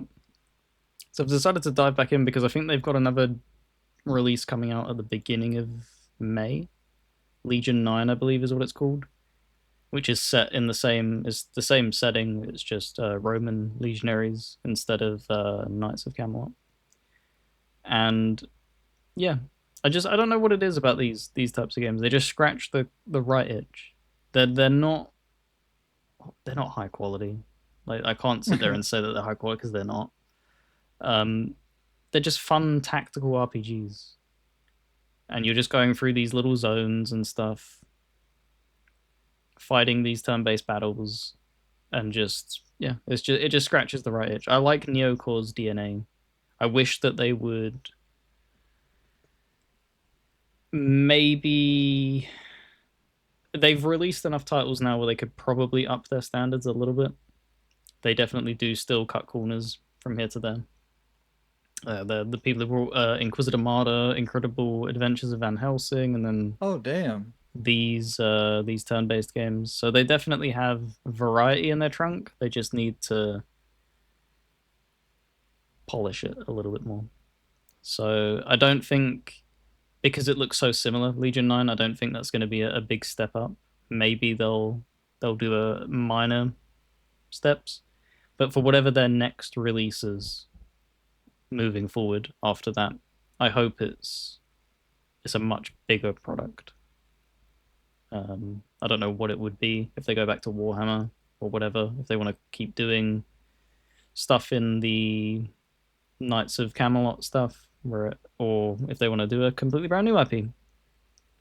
But yeah, end up putting a few more hours into it. I think I've spoke about the game before, so I don't really need to retread that. And you can kind of see from the gameplay what you would expect. It's just turn-based goodness. Yeah. So, Well, still haven't finished I it. didn't know they made Inquisitor Martyr. Yeah, I believe it's them. I hope I'm not talking out my ass.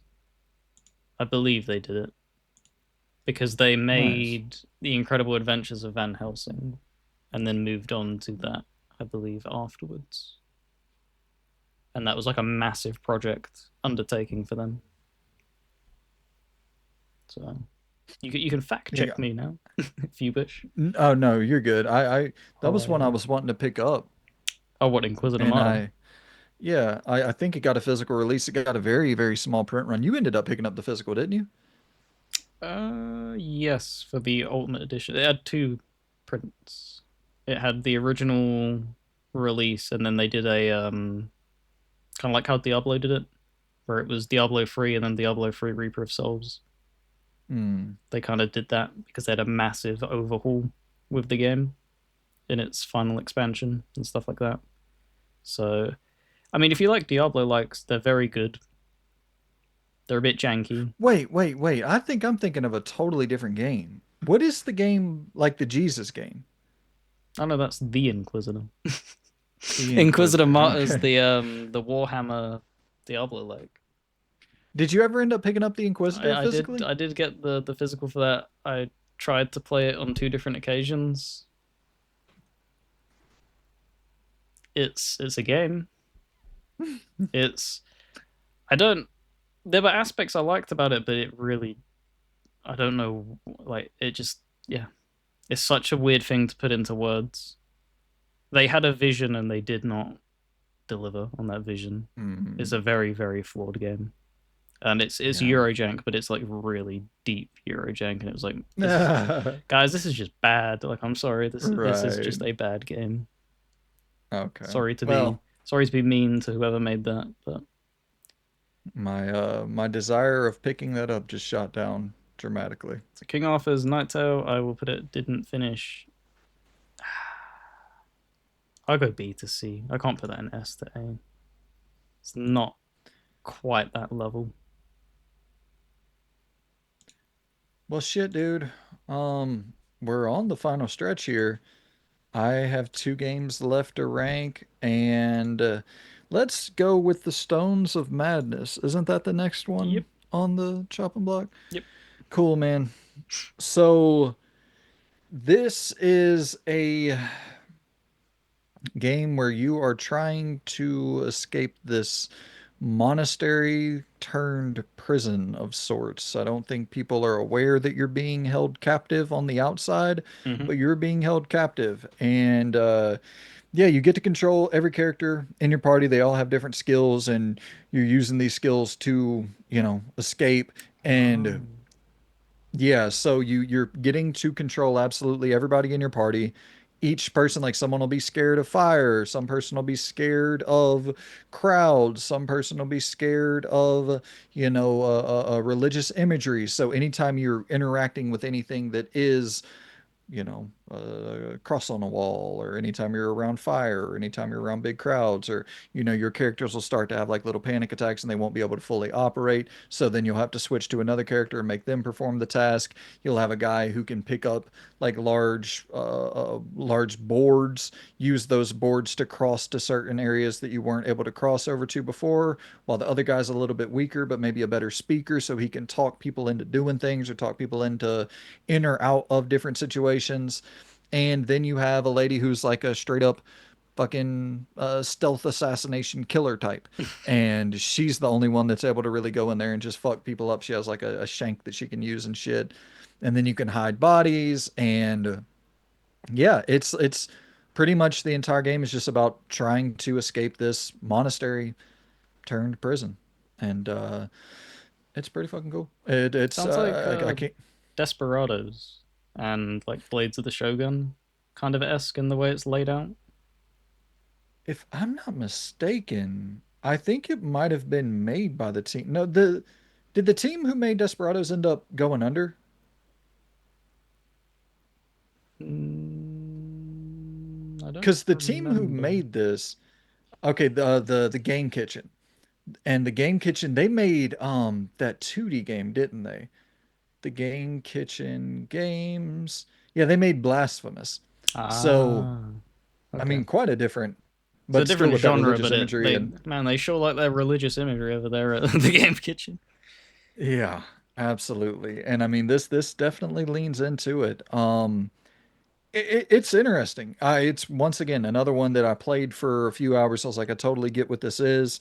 I appreciate it. They got like sanity meters, which plays into once again those characters' fears and all that. You have like a day-night system where you return back to your cell, and then in that cell you can.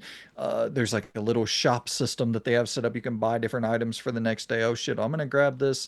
Um, this rope or whatever. Now I'm going to throw this rope to this ledge that I couldn't reach from before. And I'm going to lock it in. I'm going to climb up this rope. Me and my party, we're going to get to the next spot. I know how we go through the day. We figure out exactly what we need to do. We go and get that item to get us to where we need to go for the next day. And so there's that loop there. Um, yeah, I dug it a good deal. It definitely feels like this is a PC first game, where, very much catering to a crowd with a mouse and keyboard opposed to a controller, which I get it probably sold much better on PC than it will on console. But yeah, it feels like a PC centric title. There's no voice acting, but the story and the writing is solid. I'm not saying like top tier, but it is solid.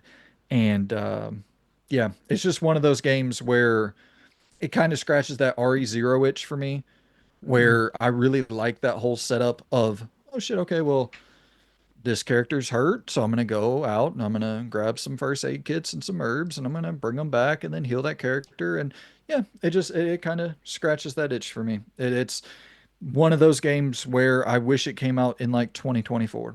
Yep. It just 2025 is too fucking packed. I can't. Uh, there's so many good games I'm not going to be able to finish, and that's one of them. But shout out to it. Cool.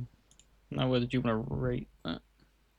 Once again, we'll go C. Didn't finish B to C. And that is one of the long ass list. I know it is going to sound like a broken record, but I think that's kind of where yeah, that's where a lot of games kind of go. Yep. All right. Next up for me is, like I said, I don't know how you even pronounce this, but Xuan Yuan sword? Xuan Yuan? I Don't ask me. don't know. Oh, how would you even explain that? It's. Did you ever play the Game of Thrones game from, was it Cyanide? Mm-mm. No, But the 360 have you game. seen it? Like You're talking any like gameplay on about it? the one on 360. Yeah. Yeah, So the action game. yeah, but it's very Yep. heavily inspired by like Dragon Age Origins. Is kind of how it breaks it Uh, down. okay. I haven't like I know that there's the yeah, I'm familiar with what you're talking about. Yeah, it's kind of like that, but even lower budget. Um, I think when I was looking at it, because I wanted to see like what, because I think they've had two releases on the Xbox, this and like number seven, and I just wanted something of that ilk. Apparently, a lot of people are drawing compare because I haven't played Jade Empire. Apparently, it's kind of Jade Empire esque, Oh. but it's again much, much, much lower budget. Mm. The voice acting is dreadful. Um, it's it's kind of enjoyable. It's when you break out into combat, it is turn based, so there is that. The environments are kind of very corridor esque, and like I said, it's just not particularly polished from top to bottom. But it's I don't know, it's kind of interesting. It's the thing I found most interesting about it is the fact that it's obviously a Chinese game. So it was more intriguing to me to see like, all right, what's their philosophy over there? Because this is meant to be like a big series for them. Wow. Um, it's fairly relatively popular. I wouldn't say it's like rivaling like Final Fantasy for them, but it's something that they've made 8 entries minimum of the damn things. So I don't know. It was different. I don't think I would recommend it to many people. I don't even know if they sell it anymore. Oh It wow. might. I don't know if it's been delisted, but but Did again, it's that thing of like I have hardly any information of like the behind. Usually we have like little tidbits on like developers or their previous games and stuff like that. And it's like, man, I have no fucking clue what was going on here. The you thing grabbed it is, if you're digitally? playing, sorry, You grabbed it digitally, or would the one I you? played here, yes, but seven I believe got a physical print. This might have got a physical print on PlayStation. But the thing it's all Chinese voice acting, English subtitles, and the only thing is, and I have a much bigger tolerance than most for that. Like to begin with, I also have a fairly big tolerance for bad translation, where I'm able to piece together what they mean. The translation's bad. Like there is like woefully bad translation of just fractured sentences, things that just don't make sense. So it's gonna be one where I'll probably go back to. I liked it was charming. It was fairly charming, but I can see why this is like because I'd seen obviously several releases of it on Xbox and being like, I wonder why that never like took off. And then when you finally go in, you're like, I can probably see why that this isn't right. hitting quality standards in the slightest for what a lot of people would have tolerances for. I liked it for what it was. It was gimmicky. I'll go back to it. Sweet dude. Well, What was you said the magic words that's going to get me in the door. It's a turn-based game, and I am now a that? major turn-based. um, ah, I have to put it in didn't finish D to F, just as like a Okay. product. It's one of them things. It's the Alpha Protocol thing, not to that level, obviously, of praise, but it's a fun game. It's just a bad game at the same time, if that makes sense. Come on, man. You can't be saying this shit about Alpha Protocol. Do I? I don't even have Alpha Protocol on here, do I? No, and that's why it made me laugh when it rolled through on the clip because you put it in the playlist. Jeez. Yeah, I totally forgot to put Alpha Protocol in here. Oh well, I that's wonder fine. where that would land. Yeah, that's absolutely fucking positively S tier. It's the greatest game ever made. So the last one on my list is Records, right? Lost Yeah, Lost Records. Records. All right. The final countdown. Um, this is a bad game. Oh, It I can't believe how much of my fucking time this game is wasting. Like You have to get to the fucking point. This is the second tape. I played about an hour and a half of it after finishing tape one and being like, yes, okay, it feels like we're really getting somewhere. We're getting to something compelling. And now I'm right back to the fucking flashback sequences. I'm done with flashback. We're on tape two. Tape one, sure. You got two tapes. Your tape one is your intro. You can do Mm. your flashbacks. Are they only doing two? Yeah, it's just two. But they're big. I will give them credit. Like those games are big, but that's part of the fucking problem. They're probably too big. You're talking about 7 hours each or so. Like, and you're trying to justify it by giving, 4 of the 7 hours being these bullshit flashbacks. I want to. The story was actually compelling that you were telling in the present day. Stay in the fucking present day. And I mean, maybe other people get a kick out of going back but dude, I want to see what is happening right now. Why are these people getting together right now? What is in the package? What is going to happen in the present day? The past is the past. Like, why are we continuing to go back here? You should have got all of that shit wrapped up in tape one. That's what I was expecting. That's what I was hoping. Maybe my expectations were too high, but I was hoping that, okay, tape one is catching you up. Tape two is really where the shit goes down. It feels like I'm doing more fucking tedious, just mindless, just just boring bullshit going around a room and let me pick up this and put it into a box. Let me reorganize the box. Like, dude, there's a massive supernatural fucking occurrence taking place, and we're just organizing boxes and going back to the house. And oh, look over there, they shine the light in the window. And dude, fuck you and the horse you rode in on. Get to the present day. What are we doing, man? It's fucking. I didn't finish it. It's F. Oh, I don't know how much of that is how much Brandon just wants to get out of here. No, dude, I'm dead ass Is serious. that didn't It's finish D to F? yeah, didn't finish D Okay. to F. I might go Who back to it at some point. I'll only have a couple hours left, but fuck, man. who's the developer? Is this Dontnod? Don't nod. Yes. It's uh, it's the thing I have problems with them when they're doing these styles of games. It does feel like they drag their feet a lot, and it's why I have the biggest problem with them episodic structuring their games, or even just this, even with it just being split into two, it doesn't make for a good flow of a story because they just get into the habit of retreading shit or grinding to a halt and stuff like that, and it's just like that's not how a it's not how these should be going. Like even like you look back at Telltale games, like they had this shit figured out.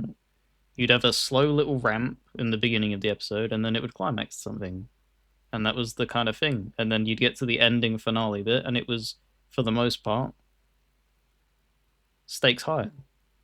And that's my biggest like thing of like why I haven't gone back to give Life is Strange another shot because I felt like it suffered from them types of issues I have, Oh boy. and it's like I had no interest in this. I just don't.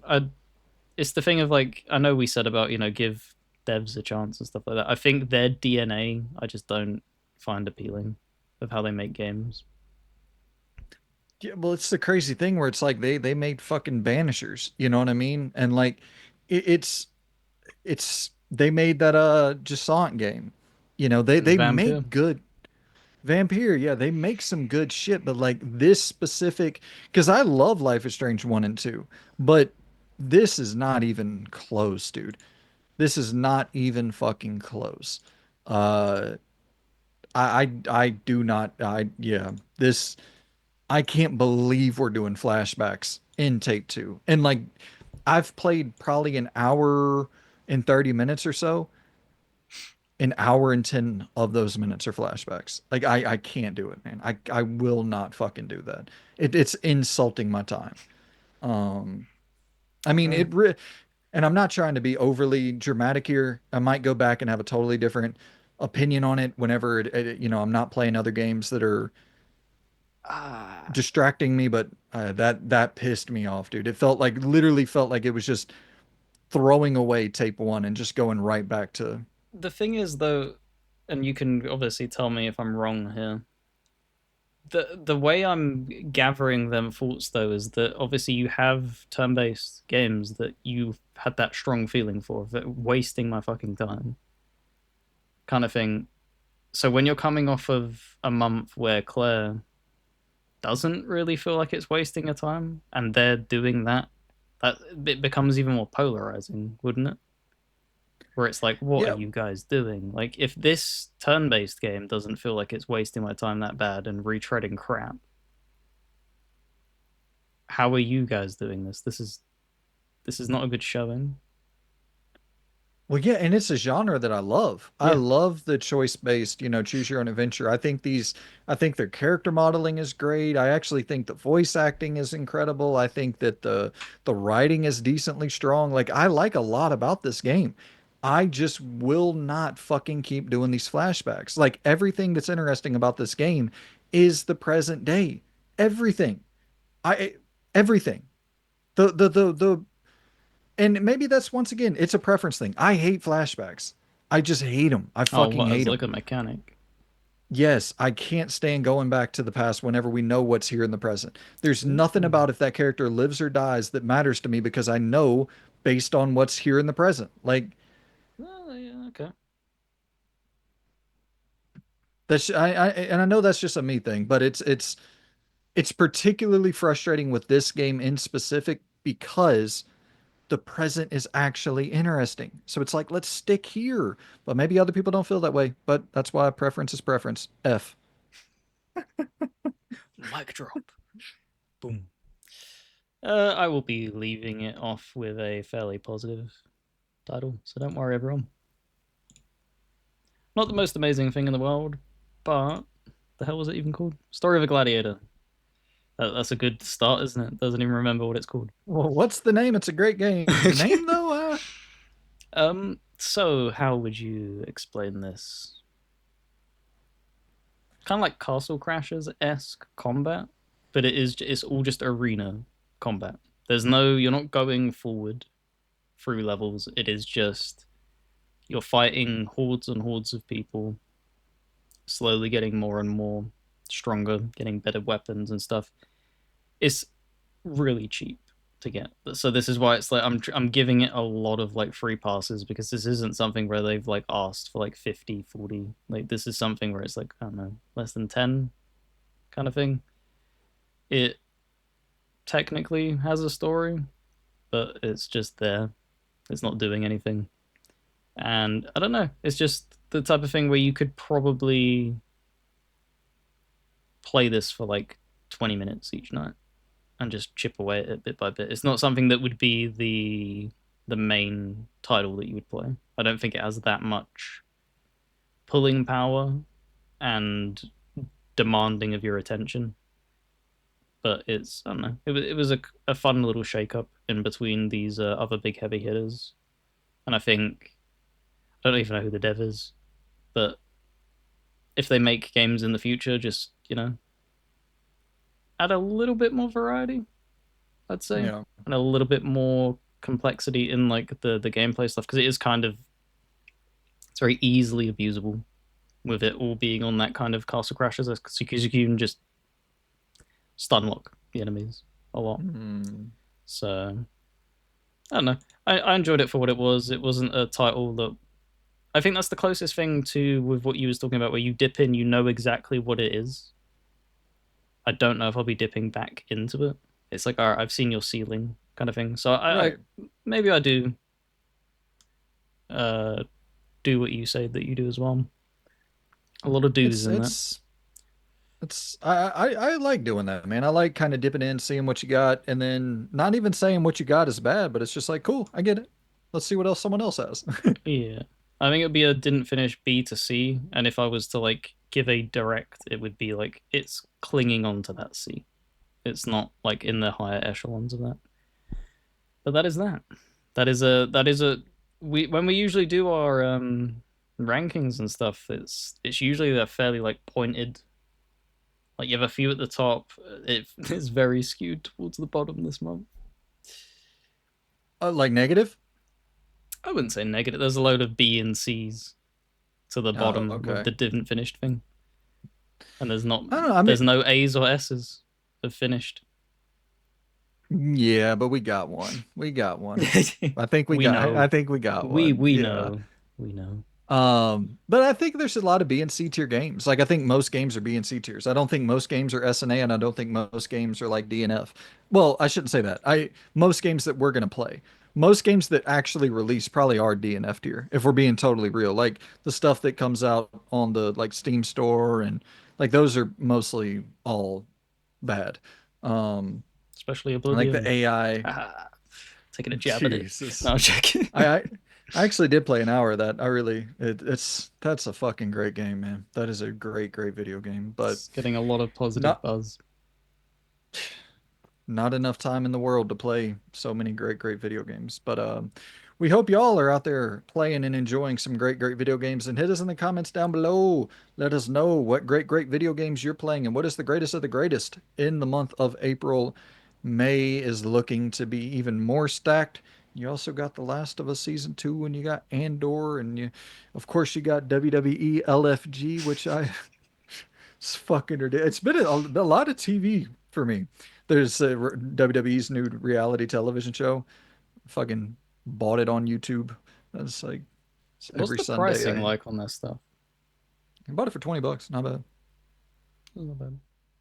Yeah, I think it's gonna be like 20 episodes or something like that. I don't know I think actually. it. I think they're on like Sorry, go. Because mine's a no. completely different fault. Oh, I don't really have anything to say about anything if I'm being totally honest. My brain's melting up my fucking ears. I've been doing this for 5 hours, my friend. um, no, I was just gonna say to lead off to, I think because you said about having loads of TV shows that you've watched.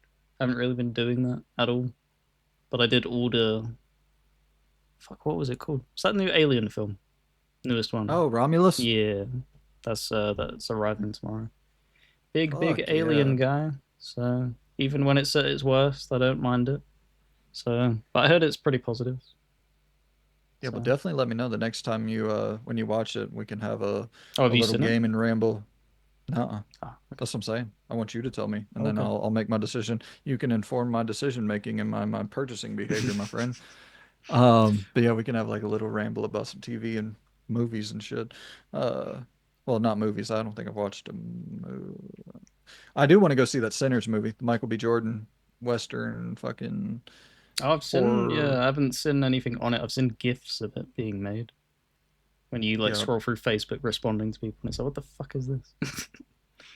I was uh I was hanging out the other day with some buddies, and him and his wife went and saw it, and they were like, "This shit is fucking like it rules, dude." So, He's a and pretty they're good not actor. even, He's yeah, up and yep, coming. yep.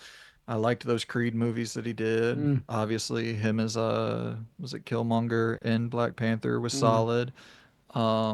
Yeah. So, shout out Michael B. Jordan. Shout out Sinners. Shout out WWE LFG. That's our send off. Shout out WWE LFG. It actually is pretty good. It's probably the best like version of Tough Enough they've ever done. Their own reality show thing. It's kind of fucking sick. I'm actually like really into it. Can't lie. But Trumpet it, man. hey, Trumpet it. um, yeah, guys, let us know down in the comments below what you've been playing. Hit us up, and I think I'm gonna probably do the show like this from now on, standing up. I feel like I got a burst of energy as soon as I stood up. So I guess this is the new. You need a I wonder. standing I don't. desk. That's what you need. I don't know, but hey, this works. It was. I'm so glad that you lifted that up high enough because obviously I'll make you small. Oh god. Yep. No, that works. I think I We never showed it. appreciate you Hold on. guys. I hope this doesn't break. You see that TV behind me? Yeah. That's propped up on a Game of Thrones book collection. I use that as a TV stand, even when I was in the previous place. It's just if it ain't broke, don't fix it, man. Like, Dude, I'm telling you. I'm telling you. Yeah, fuck that shit. Why spend money when you have best of WWE 2000s, the Star Wars VHS trilogy, Alfred Hitchcock's Vertigo, and the Classic Five of 1998 WWF pay-per-views. So That that's sure is a collection. that is a collection, my friends. I'm a fucking hoarder and I got to get my life together. I'm surrounded by plastic that's probably given me all sorts of ailments that I won't be aware of and for another 10 years. We appreciate you tuning in. On that note, uh yeah, Third time's the charm. We'll get out of here. goodbye. See you later, everybody.